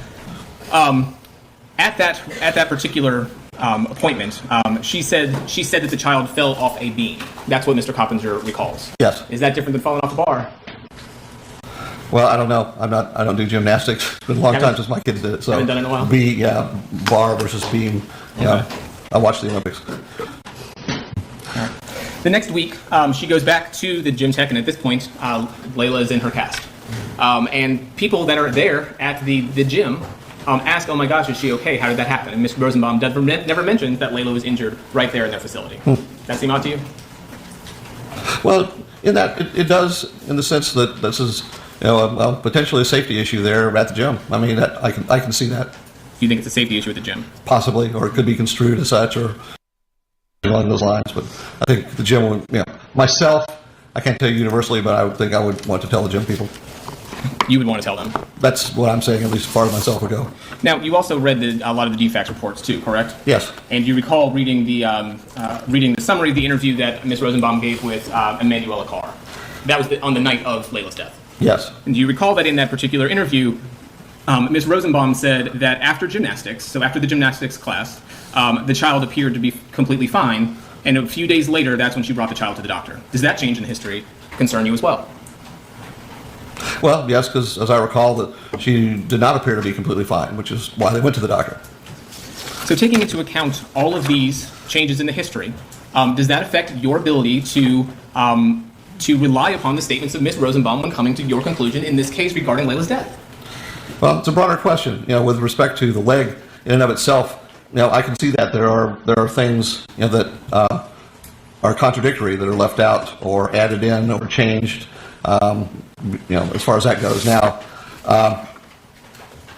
it's also, I think I tried to indicate too, this is a fairly simple sort of injury, if you will. It's an uncomplicated, non-displaced leg fracture, and everything else, the complex of all the injuries we've been talking about today and that I've gone through, that's a much more complicated set of injuries, really, and spread over multiple areas of the child's body. And then, of course, we have the autopsy and showing timing and all these other sorts of things. And when it comes to that, what I can see in my mind is an explanation that reasonably tells me or shows me how all of these different things might have occurred, with the understanding that I don't think I don't think anyone could ever get an exact, complete recounting of it. I think that's not possible for human beings to do. But what I read and what I heard from her, to me, correlated and made sense. And that's the best I can tell you. But you said here before, and you agree, that you rely heavily upon her statements informing your opinion, correct? Well, yes, I did. I mean, we have to. That's the nature of what forensic pathologists do, unless there's a situation where the injuries speak for themselves and are wildly at odds with a history, even if a history is given. So those situations are far less difficult. This is much more challenging. But just yes or no, you rely heavily upon her statements in coming to your opinion that you said here today, correct? Well, yes, I have to, because that's the only recounting, the historical recounting of how any of these events may have occurred. Let me ask you if you agree with this statement. Witness statements are all over the place. I've known that for years. Anyone who deals with this knows this. Sometimes they're reliable, sometimes they're complete fabrications. The facts of the injuries are the compelling issues. Do you agree with that statement? Yes, I imagine I probably said that at some point or another. That sounds familiar to me, or at least the way that I tend to talk. And I agree with that. They can, witness statements especially, can be utterly unreliable at times. But again, that's why the injuries have to be compared with the history as given. But again, you acknowledge that the witness statements, and in this case, the only witness is Ms. Rosenbaum, right? Well, yes. So the witness statements could be complete fabrications. Oh, could it be? Is it possible? I can't tell you that it's not. I'm not sure I could make up a sequence of events to explain everything that was found here, especially if she didn't know about it. Mm-hmm. But the quality of the source, the reliability of the source, does that cause you any concern? Any concern? You're asking me a question I'm not sure you want to know. It's consider the source, and I've gotten information from all kinds of different sources, up to and including law enforcement and attorneys, and I'm not sure that it's up to me, I think, to assess what it is that I believe is relevant and not. So you make the determination as to what's relevant and what's not, and who you're going to believe and who you're not going to believe, correct? Well, I have to, at least with respect to interpreting injuries. I mean, it's, that's ultimately, I would say, what's left up to me. So knowing what you now know about the inconsistent history that was given with the leg, that doesn't affect at all your opinion here today. Well, it doesn't affect it only because I've tried to imply, and perhaps I've been unclear, the complex nature of everything that is found on and inside Layla's body, and the mechanisms and the ways in which all of these things would occur in the context, the overall context of intense resuscitation attempts in a choking child. That, to me, is where I would say the puzzle pieces started to fall together. Could it also be from abuse? Could it be? I mean, there are injuries that she has that, and we've talked about, that I think are abusive. They were inflicted by someone else at some point in time. But, and is it? But altogether, everything altogether, I don't think. Well, I wouldn't be sitting here. I can't make this into abuse because of the complex history that, even though it came from Ms. Rosenbaum, there's not a way that, as far as I know, that she would be able to tell me or anyone else who interviewed her what she did and how she did it that would explain the multiplicity of different injuries on this child. Okay. Now, Ms. Rosenbaum, to your knowledge, this happened in Ms. Rosenbaum's home, correct? Yes. And are you aware that she gave a statement first at the hospital, correct? Yes. And then she went back to her home the first time, and that's when the search warrant was conducted, correct? Yes. And are you aware that after the search warrant was conducted, Ms. Rosenbaum and her husband were then allowed to remain in the home? Oh, after the search warrant was conducted, yes. I think I understand that, yes. So, and then the interview with the police took place 6 days later, correct? Yes. So they were living in the crime scene, essentially, for 6 days. Yes. Before Ms. Rosenbaum gave that statement. Yes. How often do you see it where people have access to the crime scene for 6 days prior to going and giving a statement? Actually, calling it a crime scene on it, that's what the jury is supposed to determine. All right, well, the jury's on your facts. I'll allow the characterization. That's your contention. Yes. Honestly, I really can't tell you how. I'm not in law enforcement and don't conduct search warrants and law enforcement investigations. I just don't have a way to answer that. Okay. Now you mentioned going back to the house, though. Yes. And you went back to the house 3.5 years, probably about 3.5 years after Layla's death, correct? Yes, it was last spring. Yes. And you went back there because you were paid to go back there, right? Well, I went back there because I asked to. That being paid, I could have easily just, frankly, stayed at home. But I was, I was interested. This had really caught my professional interest, and I wanted to try to understand as best as I could. Are you being paid in this case? Yes, I'm charging for my time. Yes, in my review. Okay. How much have you charged so far? Altogether, for everything up into including coming yesterday and today, which is just a flat fee, it will be a total of $7,500. $7,500. And does that include the visit to the Rosenbaum's home back in this spring? It includes, everything. Once I agreed to look at the case, then it really didn't matter. Anything, I kept no track of all the time that I used. But you went there because essentially you were retained in this particular case. I had reached. Well, I had completely reached a decision that I was going to pursue this further professionally. Mm-hmm. But so that was why I was. To me, I was trying to gather information to understand things better. Now, you also mentioned that it's not unusual, or it's rather unusual for the medical examiner, his or herself, to go to a scene where a crime may have been committed. It is at the GBI. It happens sometimes, depending on the proximity to Decatur, and also what the issue is at hand, what the crime is at hand, or the suspected crime, I should say.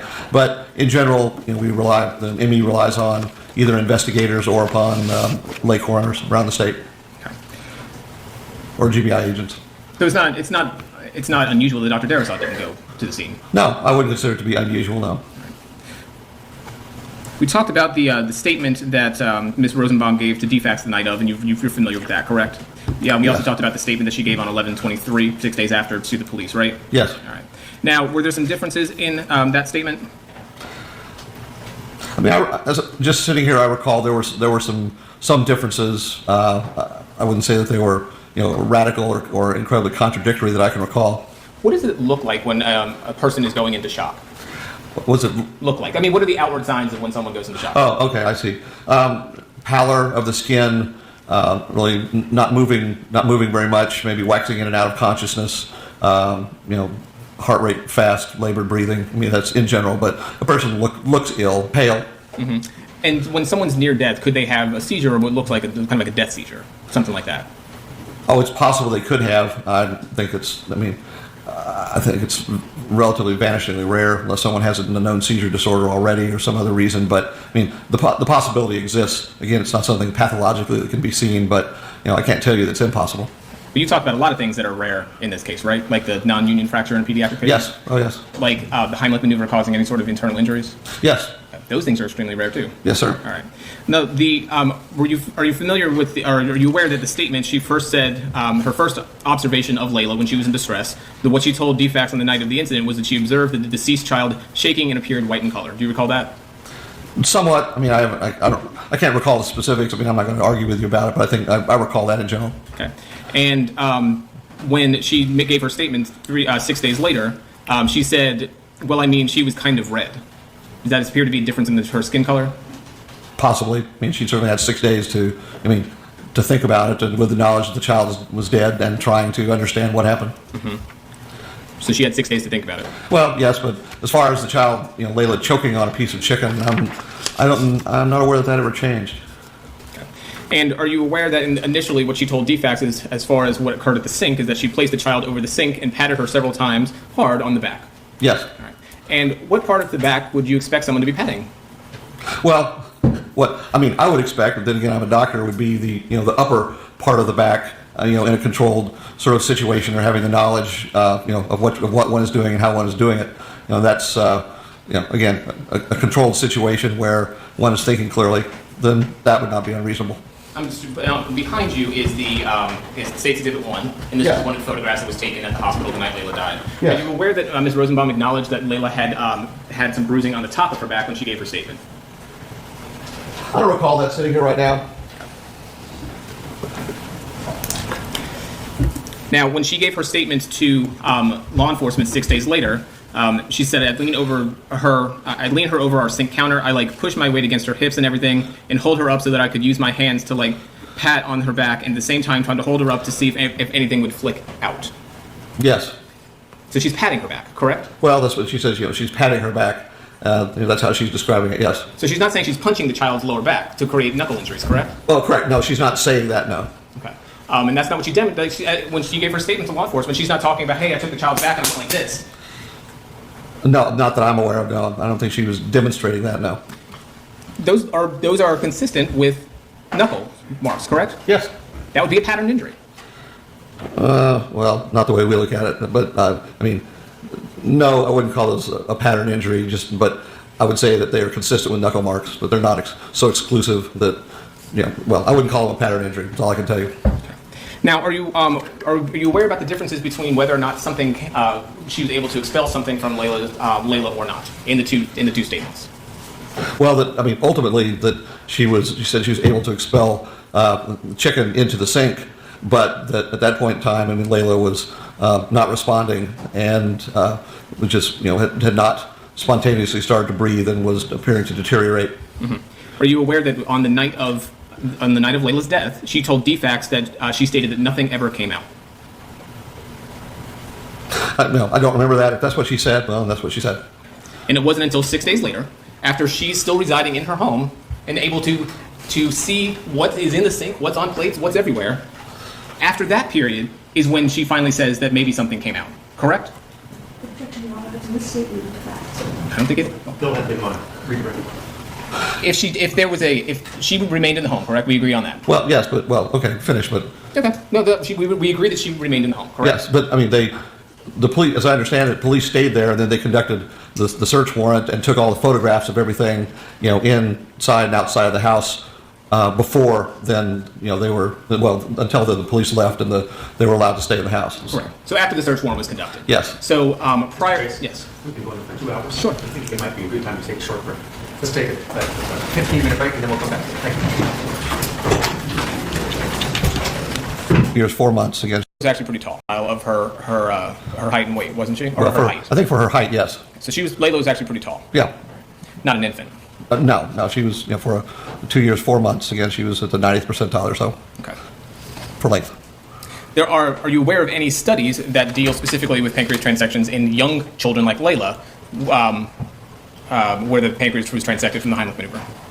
Oh, no, studies? No. Not Or I'm that sorry, aware of. case reports. Oh, well, case report, not of a child that young as Layla. There's I mean, I guess that's a problem in a sense, if you will, with injuries from the Heimlich maneuver, is they're virtually all incidental reports of people of differing ages and, of course, differing internal injuries, just things that have happened that have been detected. But as far as case study, well, there are no series or case studies, but just because, as you said, in general, the Heimlich maneuver is safe and it's, applied properly, I would suppose, it's difficult to cause internal injuries. It's difficult to cause internal injuries. Yes, again, like I said, applied properly and with, beyond that I can't say, but just done in an appropriate, measured way. And I would hope at least with success, because most of the times it is successful, then it probably does not cause internal injuries. It also talks about most of the time when people administer it, they have never had like any formal training. Most of the time, very, very few people really have had formal training outside of restaurant workers or medical people. In that particular case, the child was lying on the floor when his father was giving him the thrust. Correct. Yes. So yes. His spine was immobilized. Correct. So his spine wasn't moving anywhere, and the thrusts were coming on top. Correct. Yes. The Heimlich that was performed at the sink that Ms. Rosenbaum described, Layla's spine was not immobilized, was it? No, it was not. I mean, her waist was, as I understand, was against the sink, and she was somewhat bent over. At least at some point. But at least the back of Layla's body was to the front of Ms. Rosenbaum's body. Yes. Okay. So not similar to the demobilization of the spine like this case report, correct? Correct. Right. The child was fine in that case, correct? Yes, the child recovered. Yes. The authors in that case report also noted that careful consideration should be given to whether or not the transaction of this nature was due to child abuse. Oh, I mean, that's not unreasonable. I mean, that's something that I think always should be, a concern. That's not a problem with me. And would you agree with me that in that case, the child had, as reported, the child had no other signs of child abuse, correct? Correct. He had no bruising.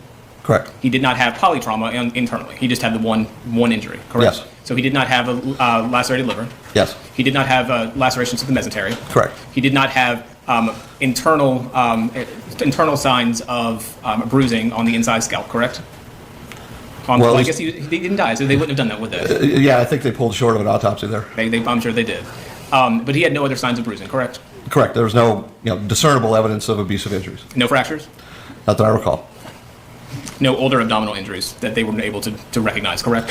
Correct. At least nothing that was noted when they operated on the child. And they didn't make any notes of any siblings that also had potential concerning injuries. So, yeah, certainly nothing that was written or not written. It's an absence of information. Yes. And we talked about before that what Ms. Rosenbaum described would not be a directed blow, like we talked about. It would be something that the force would be spread out over the entirety of the abdomen, correct? Well, yes, at that point in time, potentially, yes. I mean, that at least, of course, given as small as Layla was, but I mean, that at that moment, against the edge of the sink, it would be more spread, I would say, across the abdomen. Okay. I guess at a later time, do you think that she inflicted the blow directly to the pancreas? Well, I don't know. Again, she's 2 and not 11, as you have spoken about. So, again, because, no one can do experiments like this to see what you will find and, recreate, especially very frenetic, chaotic events. Those are the limitations. Earlier we talked briefly about the spleen, correct? Yes. And Layla's spleen was not injured in this case, correct? Correct. But you talked about the spleen being even less protected than the pancreas, correct? To an extent. I mean, it's up underneath the left side of the rib cage, and so it's susceptible to rib fractures, especially. That's usually is the most common manifestation of splenic injury. Do you recall conducting an autopsy on Raymond Robert down in New Orleans? Oh, yes. Private autopsy? Yes. That was part of some of the private work that you and Ms. Mull discussed a little bit earlier, correct? Yes. And you were asked to come in and do a private autopsy by the family. You were hired by the family or the family's attorney? Yes. In 2007? Oh, yes. Okay. And Mr. Robert had a splenic injury, did he not? Oh, yes. And in that case, you specifically stated that it would be a crushing type injury. It would be about stomping like how a tomato splits. That would be the force necessary to inflict that type of injury. I object to relevancy. We don't have spleen injury here. I object to relevancy. I think at this point we've established that the pancreas is even more protected than the spleen, yet he's testified in previous cases that would be the type of injury that would be required to inflict that type of injury. Well, that was an adult man, and he also had multiple rib fractures, which was, I would say the big problem was that there were a multiplicity of rib fractures over here on the right side, overlying the spleen, and that was and as I said, he was an adult, also not a child. So, and then there were other issues. I mean, as you know, some New Orleans police went to federal prison because of this too. So, Now, you, when you were testifying, that you were asked specifically what type of things could cause that type of injury. Do you recall, in general, being asked that type of question? Oh, probably in general. I mean, it's been, what, a decade, somewhere in there? It was 2007. That's when you did the autopsy, but you Yes. testified several years later. Then, yeah, Katrina, I'm just trying to remember, it was 2010, 2011. I mean, so that particular injury in Mr. Robert, kicks or a series of kicks to the right side of the chest wall, over the ribs, I would expect to cause that kind of a ruptured spleen. It was 2011 you testified. Sound about right? Sure. You talked about the type of what could cause that type of injury, and you said something like a high-speed motor vehicle accident, especially someone who's not restrained and flies forward. I've seen something like this with striking the gear shift, someone who wasn't restrained and went forward and left the gear. You talked about it being about 50 miles an hour or more to cause that type of injury, correct? Probably. I mean, you have the luxury of having read something that I haven't looked at in, 8-9 years, so, and had long forgotten about. But, if that was brought out and that was a discussion, I don't doubt it. But anyway, we're talking about a great deal of force, right? Well, yes, on an adult man who was, who was brought to the emergency room by 2 New Orleans policemen who said that it was a drug overdose when it was not. So, in fact, you said that you've seen people who have fallen out of airplanes or died in an airplane crash who had massive trauma, who had no other type of severe injury to the spleen that Mr. Robert had. I have, yes. All depends on how you land and what you hit, but yes. Is it safe to say that the Heimlich maneuver doesn't have the same amount of force as, say, a 50-mile-per-hour car crash? Well, the totality thereof, no, I wouldn't equate the two. Or falling out of a plane? Well, no, again, I wouldn't equate that either.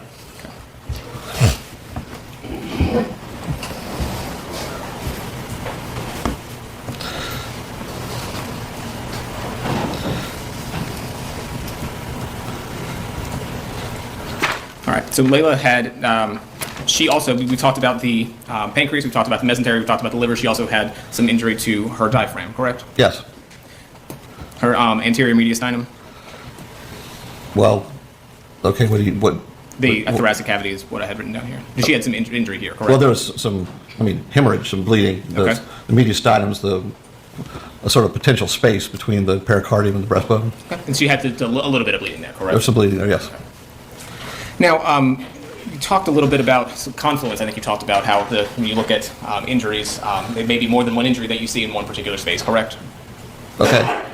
And it's also, when you're looking at the injuries that have been inflicted to a person, it's important to look at the constellation of all the injuries, correct? Yes. Not just one in a vacuum, but you have to look at all of them together, right? Yes.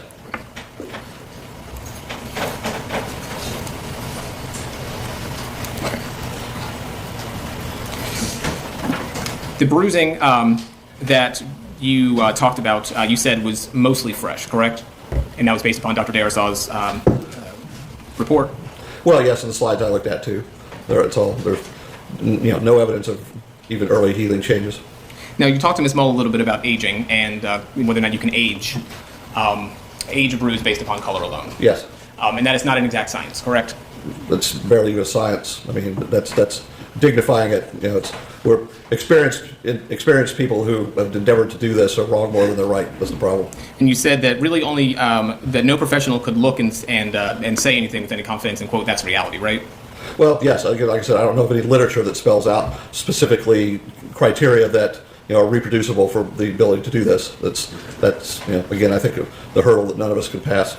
And you also mentioned that only the yellow cube is somewhat helpful, and that occurs in about 12 to 14 days, correct? That's the one thing that I'm, from my study is at least the one consistent thing that appears to be, individuals, professionals attempting to establish date ranges for contusions that has more agreement or more concordance than anything else. But you've testified about color, have you not?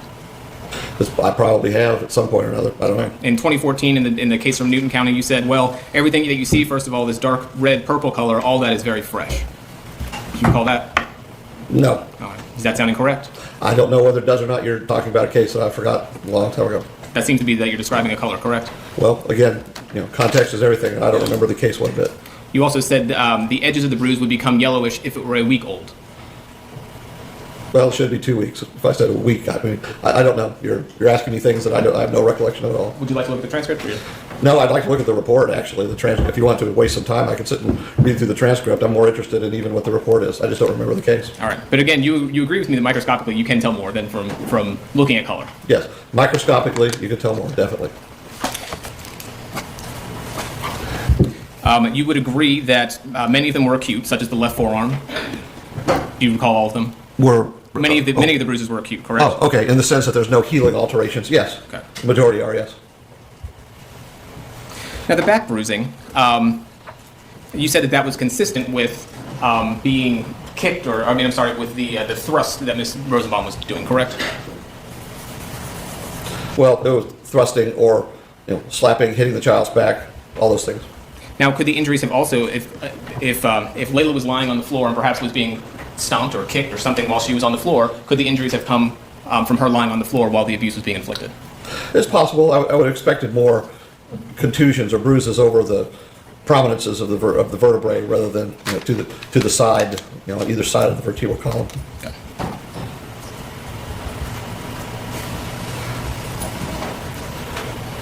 Now, you indicated that you wouldn't be surprised if no medical professional who testified has ever seen injuries like this from resuscitation, correct? Correct. I would not be surprised that there's the totality of all the injuries.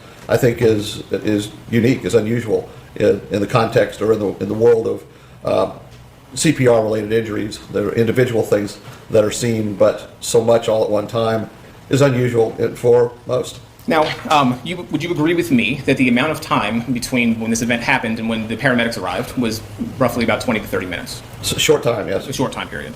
Dr. Darasad did find some evidence that some of the injuries were older than, say that 5 minute to 5 hour mark, correct? Well, yes, there are a few contusions, just 2 or 3, I think, that she biopsied. And I looked at those, and she found evidence of acute inflammation, really. So those are early healing alterations outside or beyond this approximately 5 to 6 hour time window. Now, she found neutrophil in the buttocks specifically. She found in the muscular tissue slides extensive areas of intersecting acute hemorrhage and neutrophil infiltrates, correct? Yes. So that would indicate that this did not happen in that time period that leading up to the paramedics arriving, correct? Correct. That injury, no, that's older. Central parietal scalp, where is that? That's up on the top of the head. Central parietal is the top. Ms. Mull asked you about whether or not Layla could have gotten some of these bumps on her head from jumping on the bed. Yes. Do you recall that in her interview that she gave to detectives on November 23rd that she said that Layla jumped and hit her head once? I recall it being mentioned. I don't specifically recall that it was just once versus more than once. Now, I think she kind of left up the door that maybe it might have been more than once, but what she said was what she observed was once. Did you see more than one injury on Layla's head?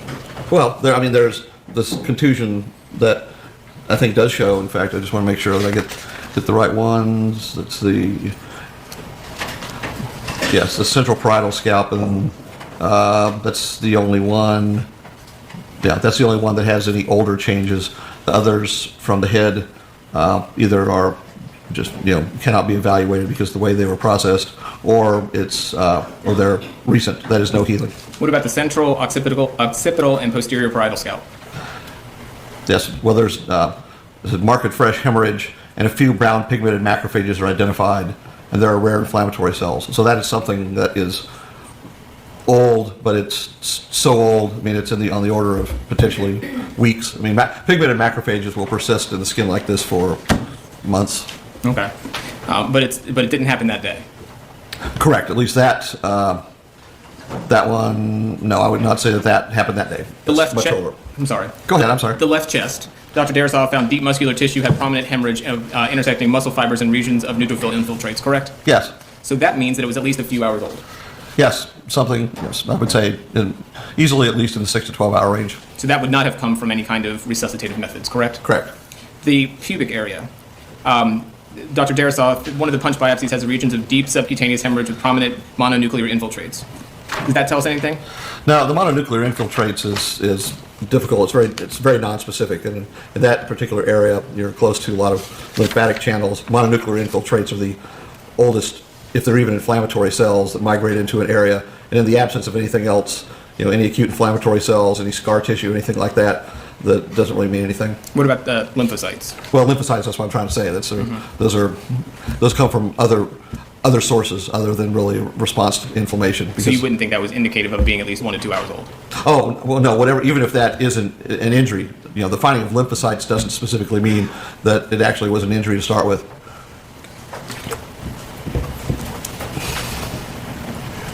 Now, we talked a little bit before about Layla was wearing a diaper. Now, the diaper would probably cover her hip area, correct? Reasonably, yes. I mean, most of the time, most people wear their diaper or pants or whatever kind of above, right above the hip, correct? Yeah, somewhere, above the hip, between the, groin, the pubic area, and the belly button, somewhere in there.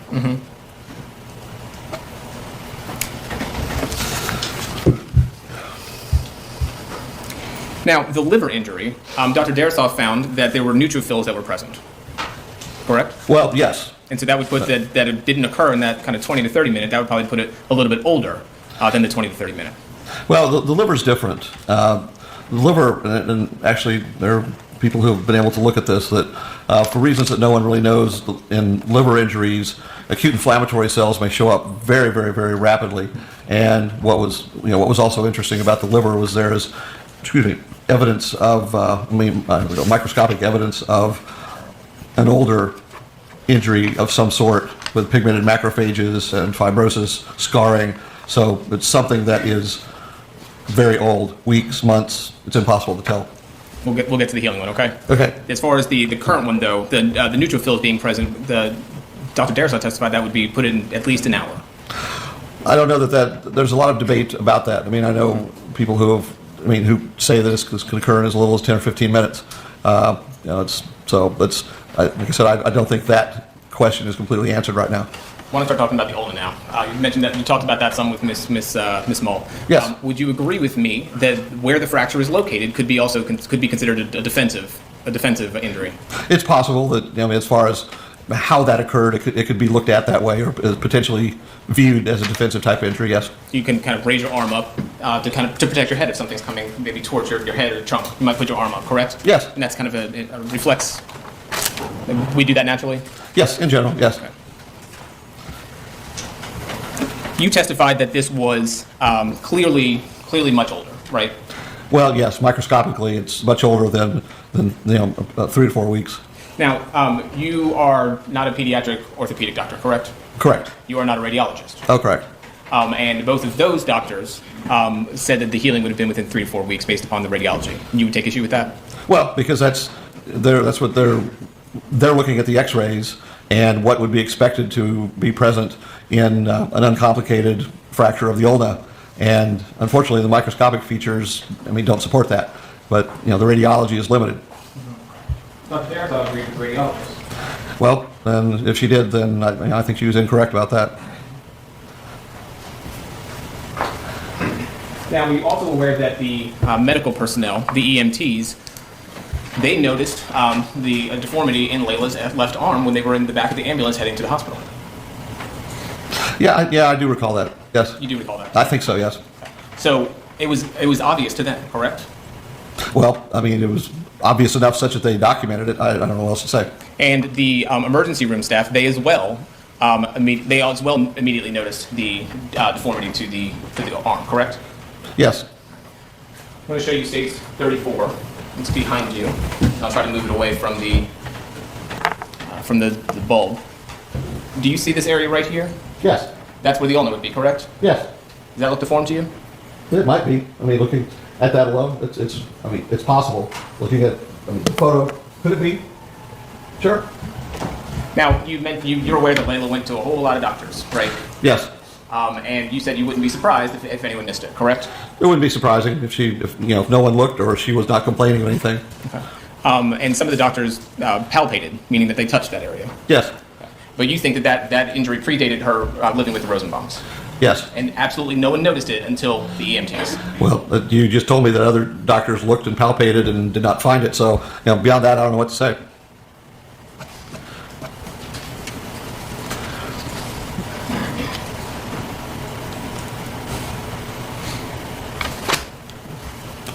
Now, regarding non-union fractures, they are extremely rare in children, correct? Yes, they're very uncommon in children, yes. I want to ask you, and some of these questions may seem a little silly at first, okay? Layla was obviously female, right? Yes. All right. She did not have a high body mass index. In fact, she was in the 10th percentile, correct? Correct. She did not have any open fractures?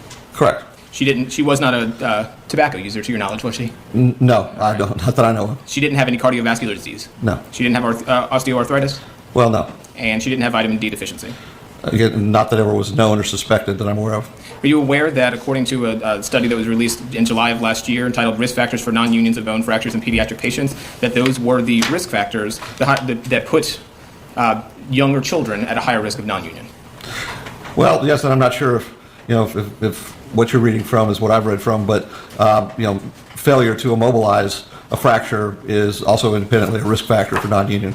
And I have a copy for you if you'd like to look at it. I mean, I don't know what it is you're reading. So all I can tell you is what I've seen. I mean, I'll be happy to look at it, but like I said, failure to immobilize a fracture appropriately or completely is, well,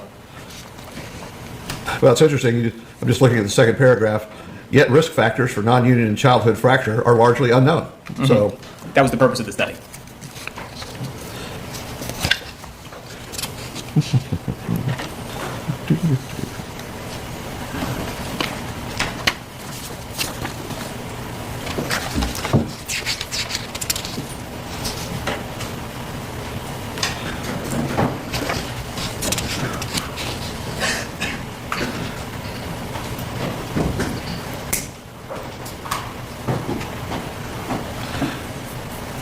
Well, again, I don't want to waste a lot of time. I don't know that I've seen. In fact, I'm almost certain I've not seen this. But no, what I said earlier, and I'll stand by it, is that failure to immobilize a fracture appropriately is something that may ultimately lead to non-union or poor healing. And so that's all I can tell you. According to this study, the risk of non-union in 0 to 6-year-olds is 0.2%. Oh, it's rare. You've heard me say it several times. Yes, it's vanishingly rare. In fact, according to the chart that's on page 4, the ulna in a 2-year-old is one of the rarest for non-union. Okay, well, fine.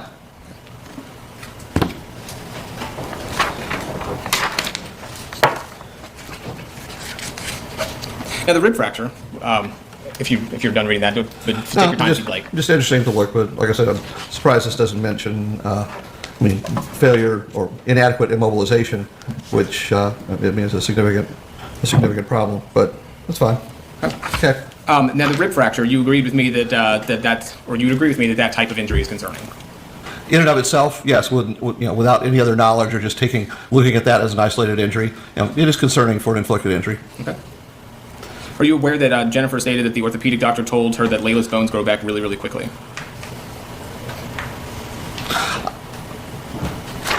I recall something about that, but not specifically. Okay.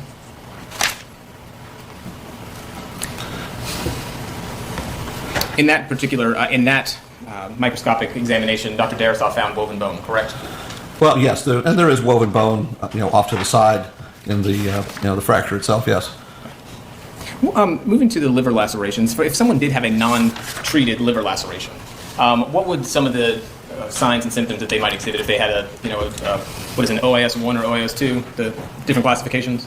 Oftentimes very little at all. Those are usually, incidental findings, at CAT scans primarily, where liver laceration is found, but there's no active bleeding and it's small, and the classifications depend on the size and depth, so they're mostly left alone. Okay. But do people get sick from them or no? I can't tell you. That's as I'm not a hepatologist, I can't tell you what the signs and symptoms that may occur from that, unless there is something like a bile duct that's involved, where there's bile leakage or impingement on the gallbladder. Now, you mentioned before the healing injury. In the liver? Yes, the liver. You thought that was several months old? Yes, based on the presence of fibrosis and yes, an acute remote hemorrhage. So it could easily be several months. I don't think that anyone really knows. Okay.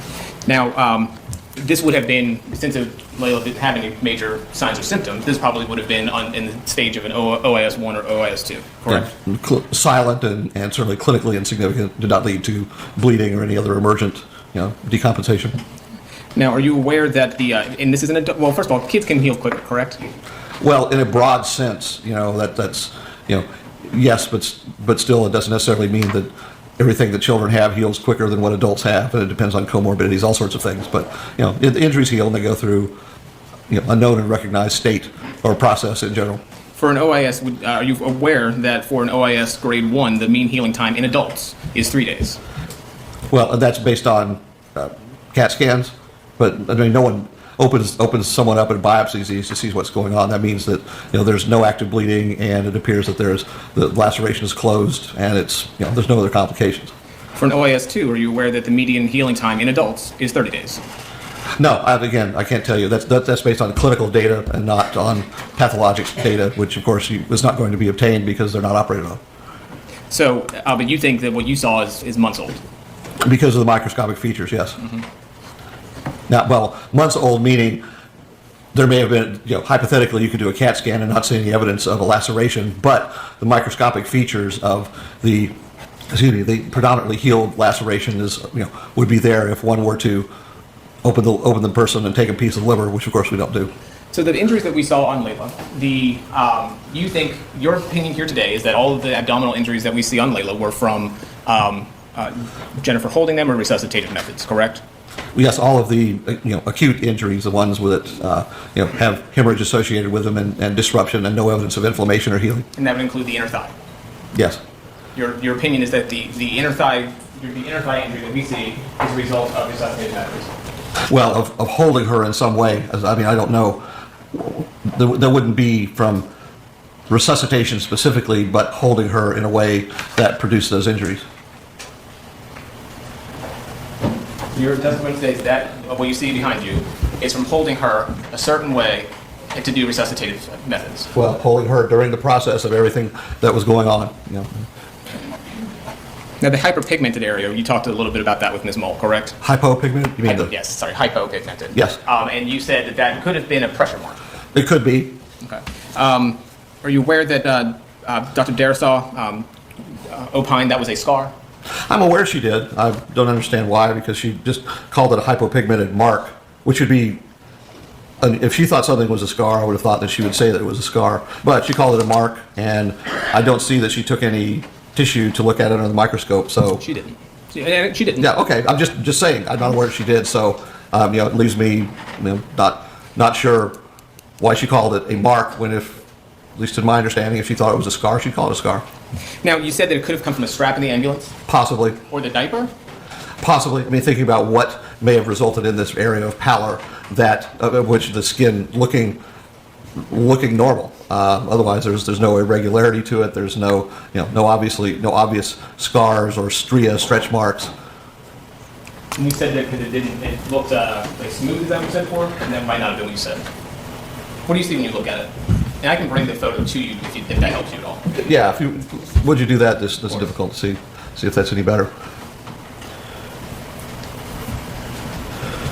Well, yes, it looks smooth. In fact, you can see the delicate skin hairs on her abdomen within this. So, And that came from the back. Here's a question: doesn't the diaper go all the way around? well, yes.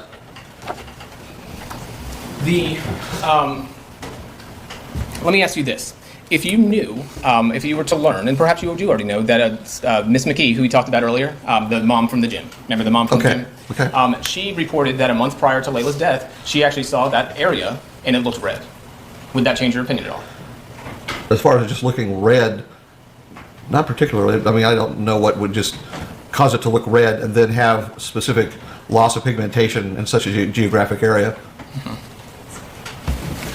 Does it seem strange to you that it's in the same area where she has that hypopigmented area?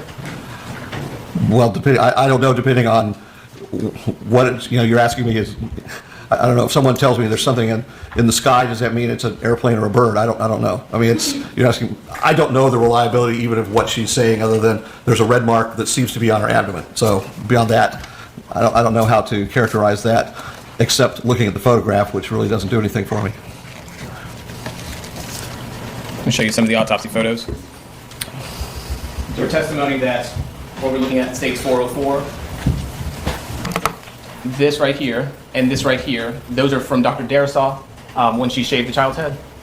No, these I think are shaving marks here. That it's hard to say. It looks like a superficial scrape, and that looks like an interrupted sort of scrape. Something. Well, it's interrupted. It's not uniform. It's more uniform, but it's superficial. It's not a laceration or a split. Let me ask you about these up here. Do those look like kind of healing abrasions? healing abrasions? Do they look like they're in a more advanced state of healing than, say, what you were previously pointing to? I don't know that I could do that just with those. No. I'll show you a different view. How about stage 417? Let me point to what I'm talking about. You talking about this? Yes, These? those. And sadly, they're really out of focus.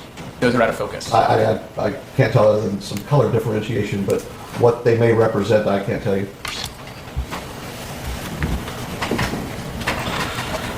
Now, you indicated that they could be consistent with a child jumping on a bed. Would you expect a child and hitting their head? Would you expect a child to do that multiple times? Well, my youngest is 29, and they did an awful lot of crazy things. I don't know what to say. I mean, children do all sorts of things. So do it multiple times. Well, sure. Would you also expect it to be in all different parts, over all different areas of the head? Depends on what they hit. And the ear injury, your testimony is that the ear injury is impetigo. That what now? I'm sorry. The ear injury, your testimony here today is that impetigo?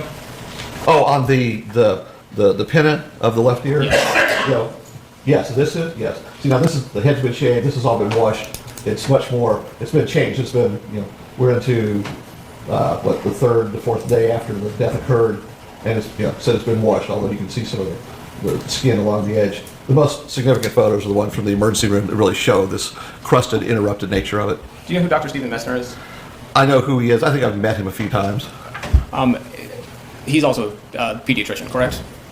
Yes. So is it your testimony here today that the pediatricians in this case, including Dr. Darisaw and Dr. Messner, missed impetigo?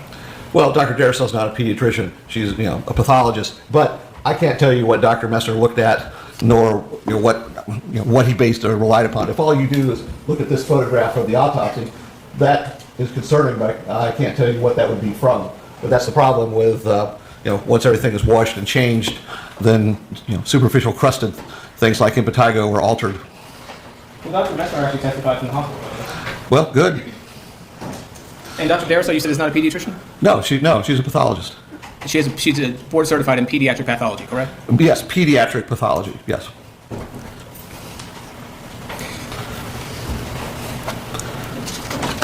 There were also injuries to the adrenals, correct? Well, there's hemorrhage. Yes. Hemorrhage. And the mesentery? Yes. And on the incised findings, Dr. Darisaw found 8 areas of hemorrhage that were noted, correct? Found in what were you talking about? The incised scalp. Oh, just underneath the scalp, different areas of hemorrhage, bleeding. Right. Yes. All right. Anything about that consistent with Heimlich or CPR? Well, not applied. I mean, just to the abdomen in the conventional way. Again, circling back around to the chaotic frenzy of trying to, as I see it, get this chicken out of Layla's head, out of her throat, and what her head is doing, what is happening at the time, I think is changing very rapidly. That wouldn't surprise me at all that there are times where her head is striking something, floor, sink, who knows, in the effort that Ms. Rosenbaum undertook to try to save her life. Mm-hmm. It's, what about the injury to the neck? I'm sorry, I'm skipping ahead to Millie. Did you also look at the photographs of Millie? Yes, I have, yes. And did you note any areas on her neck? I don't think I have those. I think there was some, as I recall, some little petechial hemorrhages that seem to be documented. That's just what I remember. You have something? I didn't. Don't screen. Oh, okay. Yeah, yes, there's little groups of petechial hemorrhages. Yeah, see, those are petechiae. There's little pinpoint hemorrhages. What those came from, I can't tell you. Well, the likelihood that it came from an accident is less than 0.2%, correct? Well, I would find it unlikely that petechiae on the neck would come from an accident. That means there was something struck the neck. Possibly. Perhaps a slap? Would that be consistent? Possibly. Although, I don't see finger marks or hand marks, but yeah, potentially.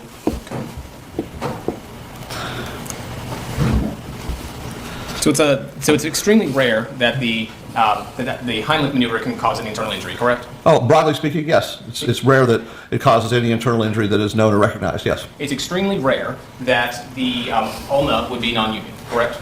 Well, it's extremely rare based upon that alone, I guess, ignoring what the pathology shows, which is different.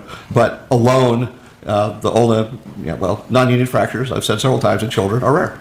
And it's extremely rare to get injuries in protected parts of the body, like the neck, correct? In general, yes. These are some really unlucky kids, aren't they? Well, I don't know about what's unlucky, but there are some things that speak for themselves and others that don't. And then, again, I can do nothing else but focus on the context of how all of these injuries occurred. If there wasn't a very complicated, complex story having to do with this child asphyxiating on chicken, I frankly doubt that I would be here. But this would be a much different situation. This is very exceptional. The manner of death, that is something that the GBI will certify, correct? Typically, yes. Unless a coroner does. Unless the coroner does. If the GBI does an autopsy, they're most likely the ME is going to certify the death as one of 5 different categories, correct? Mostly, again, some coroners really, they want to do it themselves, and so they do it themselves. But what's supposed to happen is that the information is conveyed to the coroner, and they're supposed to fill out the death certificate, in this way. But all I can tell you from experience is that was not universal. Now, the manner of death, did you ever even consider homicide? Did I consider homicide? I think, considering it and reaching a conclusion that it's not a homicide are two different things. Okay. Did you consider it here? Well, I consider it. I would consider, frankly, undetermined as a manner of death. That's reasonable just because of all of the injuries that we've been talking about and going over in great detail, but yet with a history that explains, reasonably can explain why those injuries are there. Mm-hmm. So I think an undetermined is a reasonable conclusion at the end of the day. And that undetermined is based upon the information that you received from Ms. Rosenbaum, correct? Well, yes, pulling back from just calling it flat-out homicide and expressing that there is doubt that exists, scientific and medical doubt that these are homicidally inflicted injuries. So as you sit here today, you would say the cause of death was undetermined? No, the manner of death. The manner of death, I'm sorry. If left up to me, if this were my case, I think that I probably would call the death an undetermined, only to convey that there's a difference between having doubts and being, say, 100% certain one way or the other. Dr. Sparrow, you and I spoke 11 days ago, correct? I think so, yes. And when we spoke, I asked you that same question, correct? How you would classify it. It's been long ago and far away. My wife has had knee surgery. There's been an awful lot of water under the bridge. I recall the conversation. So go ahead. And when we had that conversation, you said, that's an interesting question, but I think I would rule it an accident. Yeah, well, I could see that. So you asked, and I think I told you at the time that no one ever had asked me that at all, up till that time. And so, it's making a decision on the fly.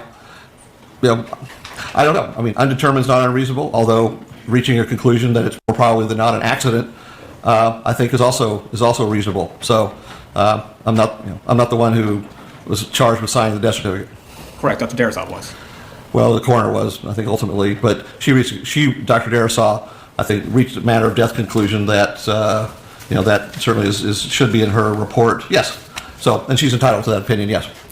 I want to talk a little bit about some of the other work that you've done. You, prior to going to the GBI, you did some defense work then too, correct? Yes, back in the 90s, primarily. Yes, early 90s. Since 2015, when you retired, you have been doing a lot more private consultation. Would that be safe to say? No, actually, a lot less, in general than what I used to. But I am doing some defense work. Some defense work. And about how much did you earn in defense work last year? Oh, last year in defense work. I don't know. I honestly really haven't thought about it from that perspective. Almost all the defense work that I do is what there is of it is for public defenders. Budgets are limited. Not a lot, really. I don't know. I haven't thought about it a bit. How about in 2017? 2017, less. This is the second trial I've been in, a criminal defense trial in 2017. You don't just get paid though for trials, though, correct? Oh no, I get paid, for my time in reviewing things, but usually that's, much more really limited. Do you recall testifying just last year that in 2017 you made over $200,000 doing private consultations? Probably altogether. The vast majority of that would be civil work. Yes, that doesn't surprise me. How many cases do you think you've consulted upon this year? How many? I don't know. I get more calls than cases that I agree to review. I've turned down 2 this week because I just, my time is much more valuable now than anything else. So I don't really know. And you mentioned the conference that you're testifying at. That's the National Child Abuse Defense and Resource Center 20th Conference, correct? Correct, yes.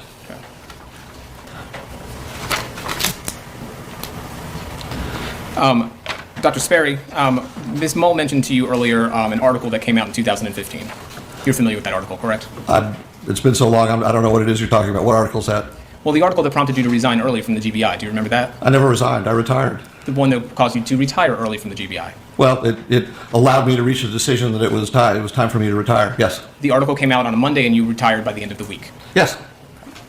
And in that, they also chronicled several cases in which you testified in which your credibility was called into issue.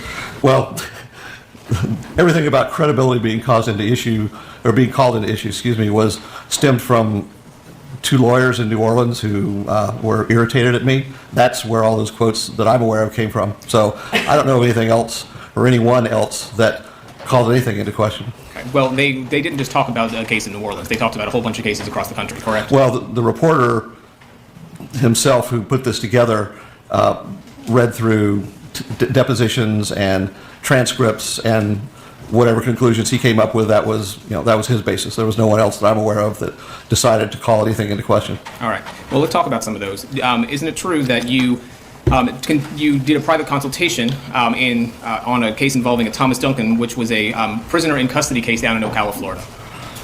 I don't recall any of that. In that particular case, you were hired by the sheriff's department. Okay, Case. I recall nothing about it. In that particular case, you found in favor of the sheriff's department or the sheriff's deputies. Everything that you're telling me, I have no recollection whatsoever. I'm sorry, but I have no idea what you're talking about. When the AJC article came out, you prepared a memo to the GBI, did you not? Yes, for Director Keenan, yes. And in that one, you did not deny that this had occurred? Oh, deny that it occurred? No, I don't. Again, as far as the specifics and the nature of it, I'm sure I had some record that I had done something, but as far as what it was, who it was for, I mean, I don't know that I recall then, but it's been 4 years, so I don't recall it all now. You were also contracted to work on a case out of Oklahoma, where it was another in-custody death, but in that case, you were hired by the family. I don't know. What's the name of the case? I don't know. Sure, Mary Giannetti. I'm sorry. I mean, I vaguely remember the name, but beyond that, I don't know.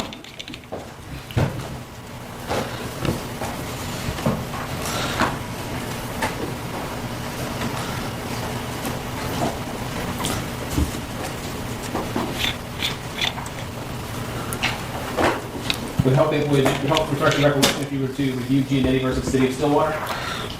Possibly. I don't know.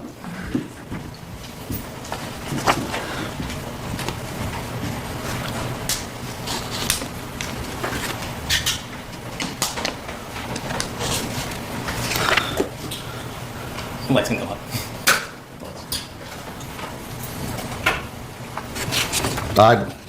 I don't know. About reading through this, I really don't recall. I don't recall this a bit. Well, the facts were very similar into how the deaths were occurred, but your opinion changed based upon who you were hired. Do you recall that?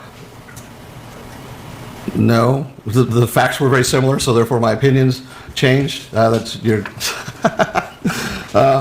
So no, I mean this document is that you're showing. I've never seen or even knew existed. I vaguely remember this. Yeah, it was decided February of 2006. So that's been 13 years ago. No, I'm not surprised. I have no recollection. Sorry. Do you recall the situation where you were hired by a doctor in Ohio to provide expert testimony at his hearing when they were attempting to suspend his medical license? Yes, I do recall that. Yes, that was an Ohio Medical Board opinion, yes. And the reason that they were attempting to suspend his medical license is because he had written a letter stating that an elderly person who was legally blind was fine to fly an airplane. I think generally, yes, he had, my recollection is that the doctor had passed or allowed this individual, basically to keep his medical license. Or excuse me, his pilot's license, not medical license, yes. And what happened was that he then flew a plane and it crashed with 5 people in it. Correct, and everyone died. Correct. And you stated that it was a bad heart, not his vision, that incapacitated the pilot. Well, yes, it was a causation issue for me that, based upon the autopsy and also the scene investigation, the circumstances, that, in my opinion, that it was not a vision issue, it was his heart issue that really caused the accident to occur. And you based that upon a cardiac emergency while operating the plane because the seat was reclined upon impact. The individual in the passenger seat had knowledge of aircraft operation, and the individual behind the pilot had the operation manual in his lap. That's what you based your opinion on. Does that sound familiar? I recall somewhat about it, yes. And you admitted on cross-examination that you had absolutely no experience in accident reconstruction. Correct, not an accident reconstruction, no. That items could have been dislodged upon impact, including the operations manual. That was possible. I think that's what little I recall of it. You had no knowledge concerning the pilot's seat model and how much the seat could endure upon impact. Correct. So you were basing your testimony based upon things that you had no experience in. Well, no, I was basing it upon the circumstances. I mean, what was documented after the plane crashed and what was found, at the scene.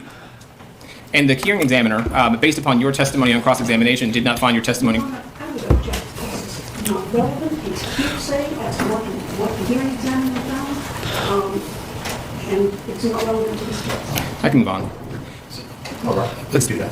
Let's talk about your time at the GBI. Okay. When you were GBI from 1997 to 2015, correct? Yes. When you left, your salary was $186,000. Somewhere in there, probably. And while you were at GBI, you would take both civil and you would also take some criminal non-defense, correct? Rare ones, yes. When I was called, yes. And do you recall stating last year in a trial that you would earn, essentially you would double your salary each year by doing private cases? Yes, that's reasonable. I mean, that's at least for the amount of income I made as a private consultant was about equivalent to my salary, yes. Okay. And between 2010 and 2014, you performed 208 full-time autopsies at the GBI. Does that sound correct? I don't know. That's not something I kept track of. I mean, you could easily get it. I'm sure you did by going through open records at the GBI. And you accepted 158 private cases for outside review. I can't tell you, that I did or not. Between 2010 and 2014, there were at least 67 days that you reported working for at least 8 hours for the state. Is that correct? Where you were elsewhere? Well, I don't know. I think that's what if I recall, that's what the reporter alleged. But there were errors, there were mistakes in there. 13 of those days, you were actually out of state. They were able to independently verify that you weren't even in the state, but you said that you said according to your time log that you were. Okay. I mean, again, I don't know I don't know the basis for all that. As a result of that, when you retired early, you had to forfeit, about 5.5 months worth of accrued time? No, I think it was, 200 and some odd hours, I don't know, of, what's it called, forfeited leave. I mean, it was leave that was banked away that had no cash value that would only be applied to my retirement. So that was what decision, Mr. Keenan, who was the director at the time, that's what he and I arrived at for the mistakes I made. For mistakes you made? Yes. When you left that week? Well, mistakes I had made, and after I looked at it, and I had already decided to retire in 2016, and honestly, I saw no reason to wait. There was nothing that I served to gain, and nothing else that I would achieve by staying any longer. Now, as a government employee, when you sign your time card, you were actually certifying that it's a true and correct statement, correct? Well, that's what it said. Yes, that's what at least attempt was made. And at the bottom of each, it says that a violation of this, you are certifying the accuracy of the record to the best of your knowledge under penalty of law for knowing the statement of the record pursuant to OCGA 1610-8, correct? Well, that's what it says anyway, yes. Okay. And you admit that the information that you put on there was false? I admit that I made mistakes, and certainly, I suppose, as you know, I don't know who it is you work for, but intentionally falsifying timesheets is sort of the stupid road to hell. I made errors, and I certainly acknowledge those. As a government employee, it's not just an inconvenience; it's a felony. I don't know.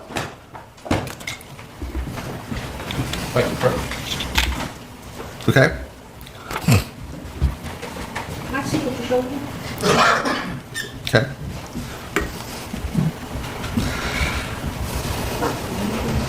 I can. All right, mark this as states.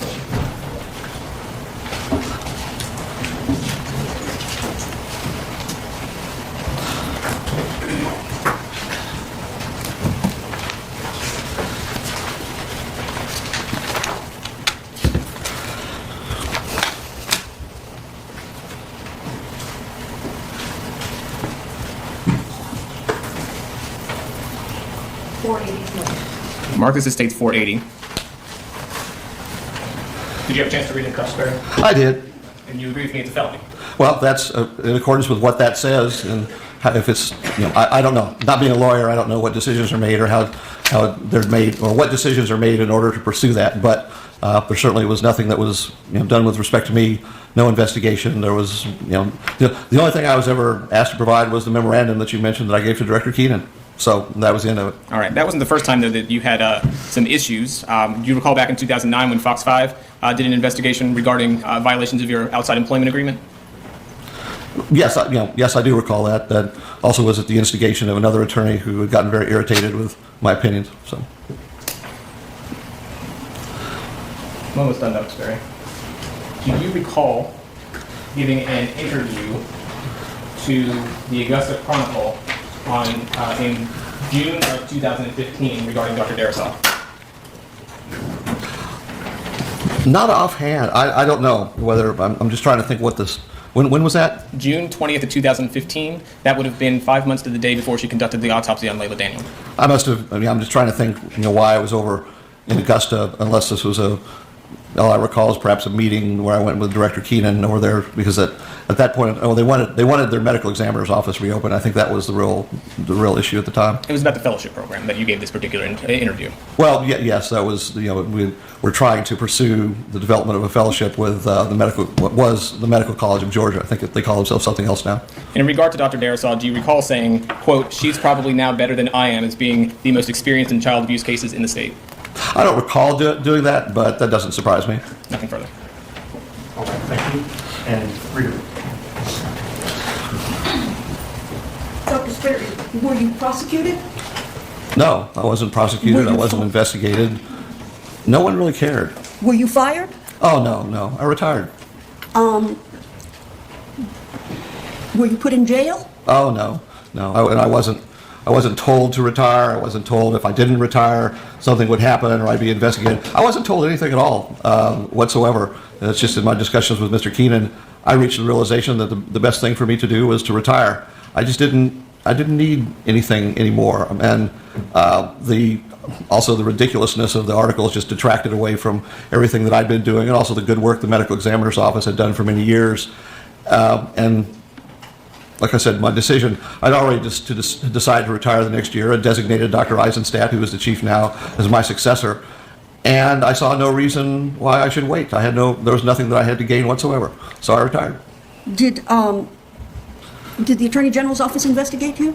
Well, the reporter who wrote the articles, being the nice guy that he was, he actually called the Attorney General's office and wanted to know if they were going to prosecute Dr. Sperry. So they contacted Mr. Keenan.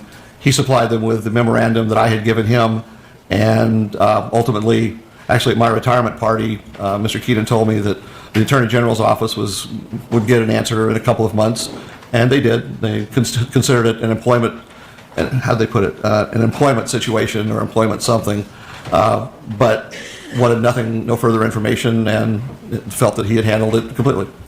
Did the governor sanction you in any way? Oh, no. He wrote me a very nice retirement letter thanking me for my years of service to the state of Georgia and wishing me a good, happy retirement with my family and friends. Does the state of Georgia employ you? Do you still testify for the state of Georgia? Well, yes, I do when I'm called. Specifically when I've been routinely called on cases of my own that I did while I was the chief medical examiner, and actually been called a few times just by district attorneys who know me, who have questions. So your opinion is still sought after by the state? Yes, it has been. No one seems to have any problem. I want to talk a little bit about the statements that Mr. Chase made to you. With regards to this individual that claimed to have seen a redness in the stomach area, were you aware that that person was a friend of the family of Laila Daniel? Were you aware of that? I mean, I've been told that, yes. And were you aware that that person only came forward a month after the incident? Yes, I did know that. And were you aware that that person was a friend, was on the Facebook of both the sisters, both Kim Smith, and on the Facebook for Justice for Layla? Were you aware of that? No, I wasn't aware of all of that. That's quite interesting, which is another reason why actually I have no Facebook presence. I've never had a Facebook presence. I don't want anything to do with that. And what conclusion would you, what weight would you give the testimony of someone who comes forward voluntarily 30 days after the fact and claims to have seen a red mark, but also happens to be friends of the family who were at the moment suing DFACS in the state of Georgia for a considerable amount of money?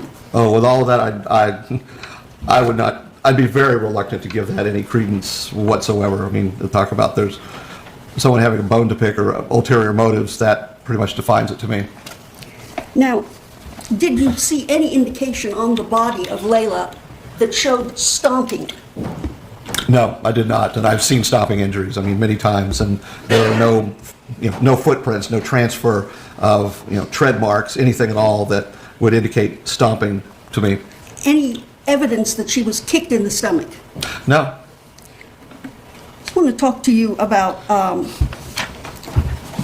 with regards to the knuckles on, Mr. Chase was talking about the knuckle marks on Layla's back.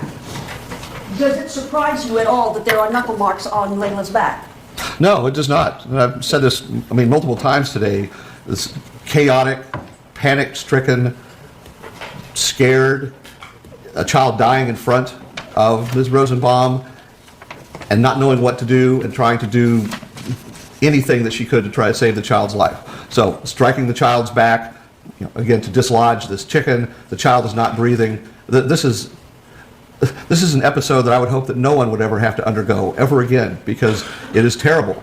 And in a situation like that, I don't know what I would do, quite honestly. And I know, I'm a doctor, I've been trained in things, but to watch this happen in front of me and know that there was, the child's life was in my hands, that would, I don't know, it would scare the living hell out of me. With regards, Mr. Chase talked to you about when the first time was that Jennifer mentioned to anybody that there had been a ejection of a piece of chicken. Do you recall reading the police reports in this case? Yes. Do you recall whether or not Jennifer Rosenbaum told the detective, aren't you going to collect the chicken? Yes. No, I do recall that, yes. And that would have been before she had the luxury of making up her story, as Mr. Chase was stating. Isn't that correct? Well, yes, and at that time, she did not know what internal sorts of injuries were present with Layla. She, as far as what I could tell, and I read this several times, Jennifer thought that Layla had suffocated on the piece of chicken, and by the time that she was able to get it out of Layla's mouth, the child, it was too far gone, and that was her concern.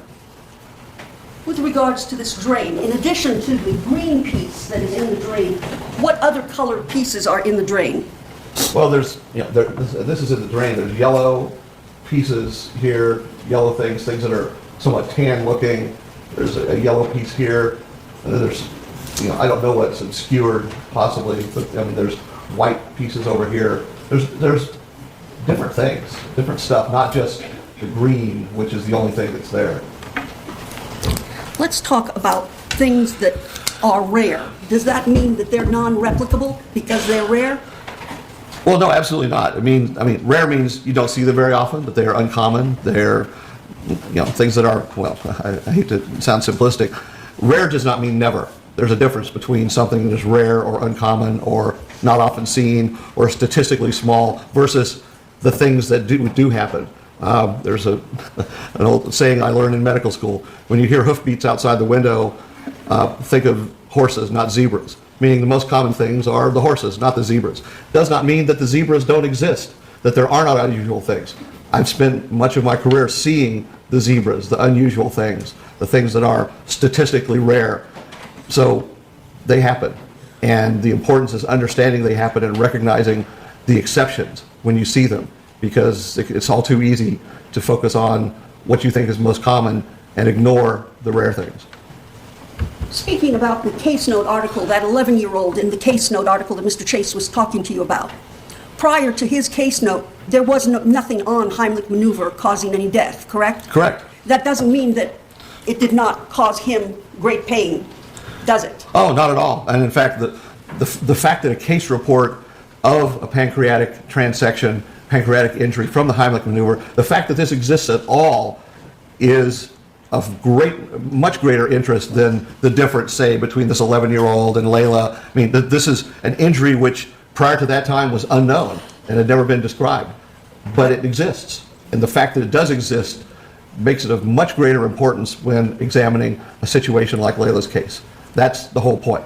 If it had never existed in the entirety of human history going back to the dawn of time, well, that's something else. But the fact that there is a case report and literature that exists, case reports that 20 years ago no one knew about, well, this is why you can't just simply say, well, this did not happen. Does science evolve over time?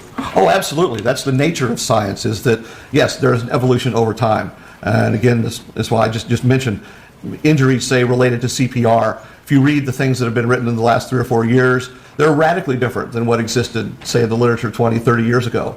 Just because with the accumulation of information, we know much more than what we used to know. And that, yes, science changes with time. It is not frozen. Would we want it to be frozen? Oh, Lord, no. Why not? Otherwise, well, we would never, we could not advance in the things that we know and understand and save people's lives and do a better job and understand possible complications. That's all the outcome of the evolution of science means that the medical care that we give is better. And problems that once were not even understood or known to exist, we know they exist now, they could be addressed, and people's lives could be saved. That's the whole point, especially of medicine. The advances in medicine is knowing what we know now as compared to what we knew 20 years ago. Let me ask you a little bit about the inner thigh pictures. We talked about those being finger marks, finger bruising from Jennifer grasping onto the legs of the child. Yes. Do you recall anywhere where Jennifer said the child was flailing and she had to immobilize arms and legs? Well, yes, and that's it.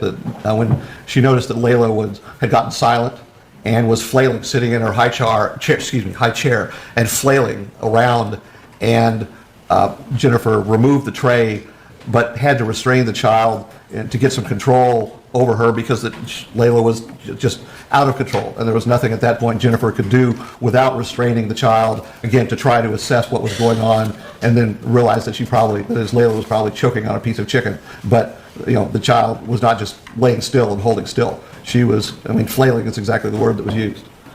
Now, Mr. Chase talked to you about the ulna being it could have been a defensive wound. Is that correct? Well, yes, a defensive injury. That is, we typically mean, that's the arms raised in defense of a blow. That's something, do we as pathologists see that? Yes, it does not mean that all injuries like this must be defensive injuries by any means.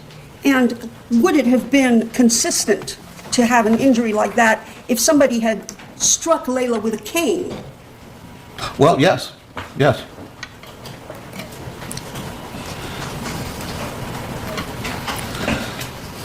With regards to the deformity in the arm, what do you make of the fact that orthopedic surgeons, orthopedists, and people who are setting arms and legs did not see that injury? What do you make of that? Well, what I make of it is that they missed it. It was there, and it's been there for a long, long time, but it was missed. And even by doctors who apparently palpated, felt the arm, looked at Layla, but they didn't see it and they didn't find it. It just shows you that it can be difficult to see and is not uniform. Not everyone who ever looks at a fracture like this will always see it. It can be missed, even in qualified, by experienced eyes and experienced hands.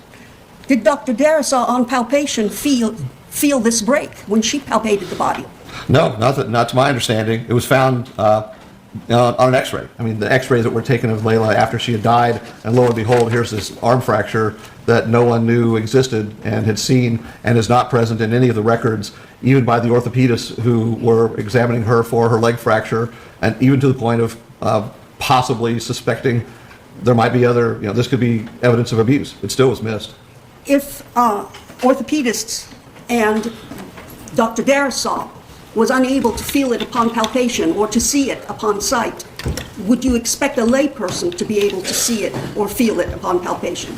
No, I wouldn't expect that. I think it'd be unusual. With regards to your being paid for your time on this case, is $7,500 a royal sum? Well, no, it's, Did you discount it at all? well, I mean, yes, I do. I think Mr. Prosecutor, pardon me for, I'm terrible with names, and it's nothing personal. I am called to look at civil cases, especially from around the country, by plaintiffs and defense attorneys. What I charge is, I would say typically 3 to 4 times at least what I requested to be paid for my time here. And that's just the nature of the, forensic pathology experts. That's perhaps the going rate, I don't know, but I don't have any issue with that as far as what I asked to be paid for my time.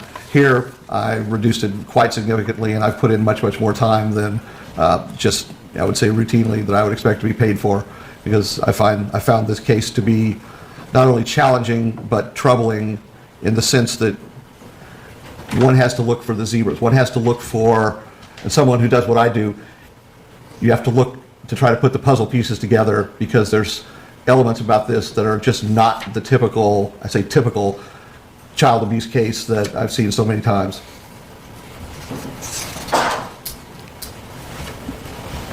Would you have you turned down cases that you could not help the person with?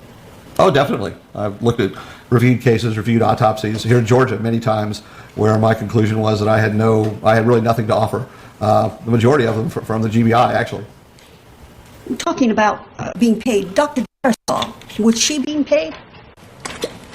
Well, of course, she's being paid for her job. I mean, this is, she doesn't do her job for free. I wouldn't expect anyone to do what she does or what any other pathologist does, for free, because this is our time we're speaking about. And otherwise, we could enjoy doing the job, but couldn't pay the mortgage. Are there volunteer pathologists running around Georgia that are available for free of charge, to your knowledge? I don't know of any.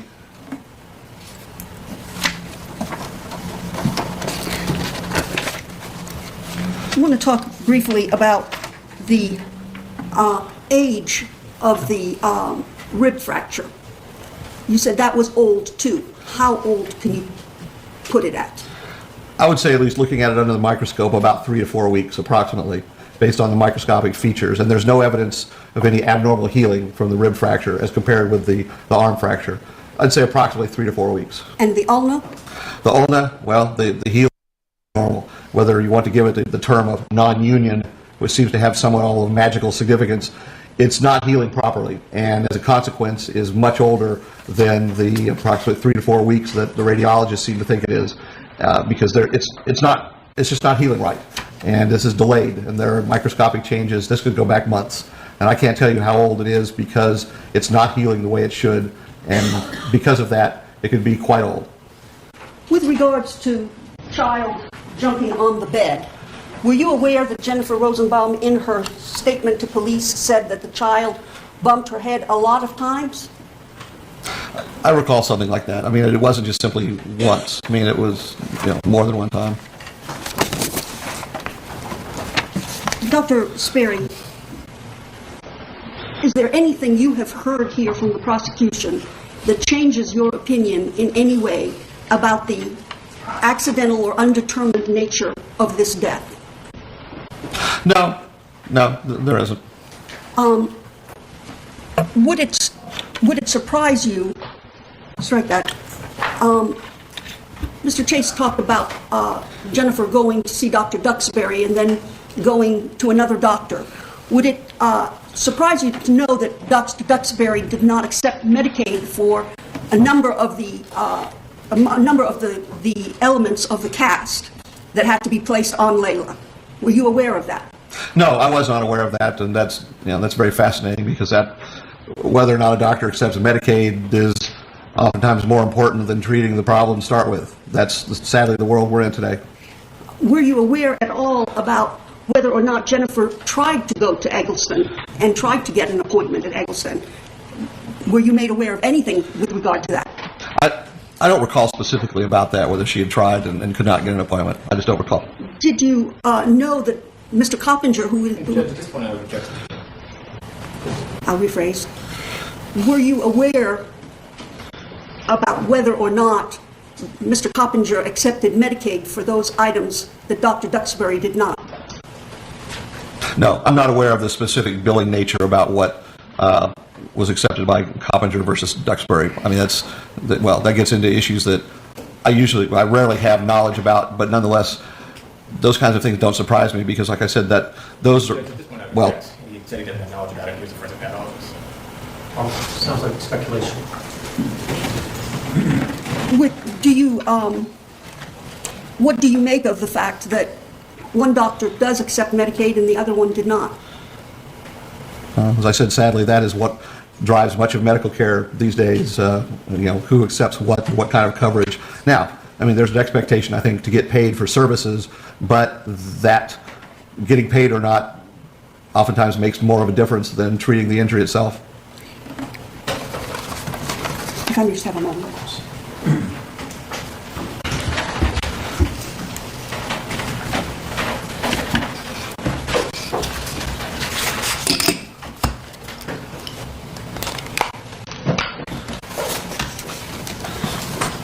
Did Jennifer Rosenbaum, within a reasonable medical certainty, did she attempt to do CPR and Heimlich maneuver in a non-conventional way? Well, in my opinion, she did. I think she CPR, the Heimlich maneuver, whatever she could to try to save this child's life. And as I've said, you've heard me say several times today, I think this was chaotic, frenzied, horrible, and panicked, and she was doing it to try to save this child's life. And unfortunately resulted in a bunch of injuries that are now found. The price of trying to save the child's life was creating all of these things that are being interpreted as inflicted injuries.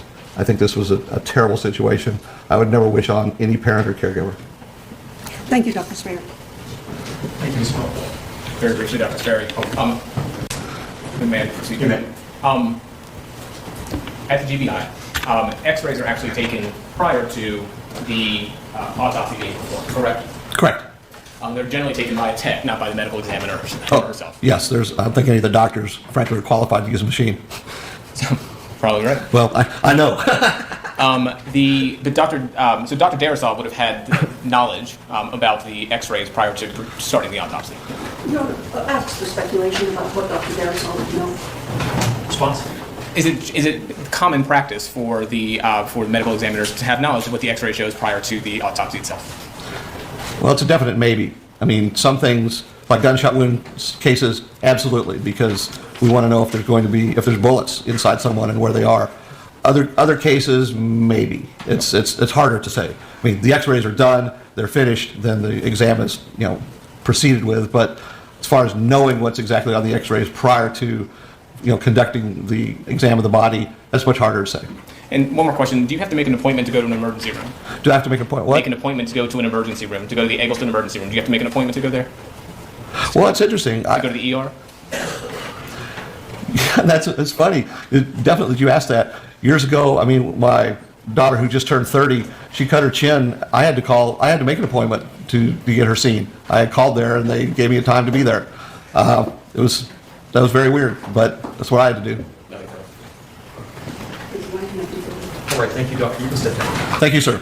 Appreciate it. Any objections to this being excused? Not taken. All right, and you're free to go. Thank you. Okay, this seems like a good stopping point for this evening. Why don't we come back tomorrow morning at 9 o'clock? Thank you all for your time, your attention, your patience.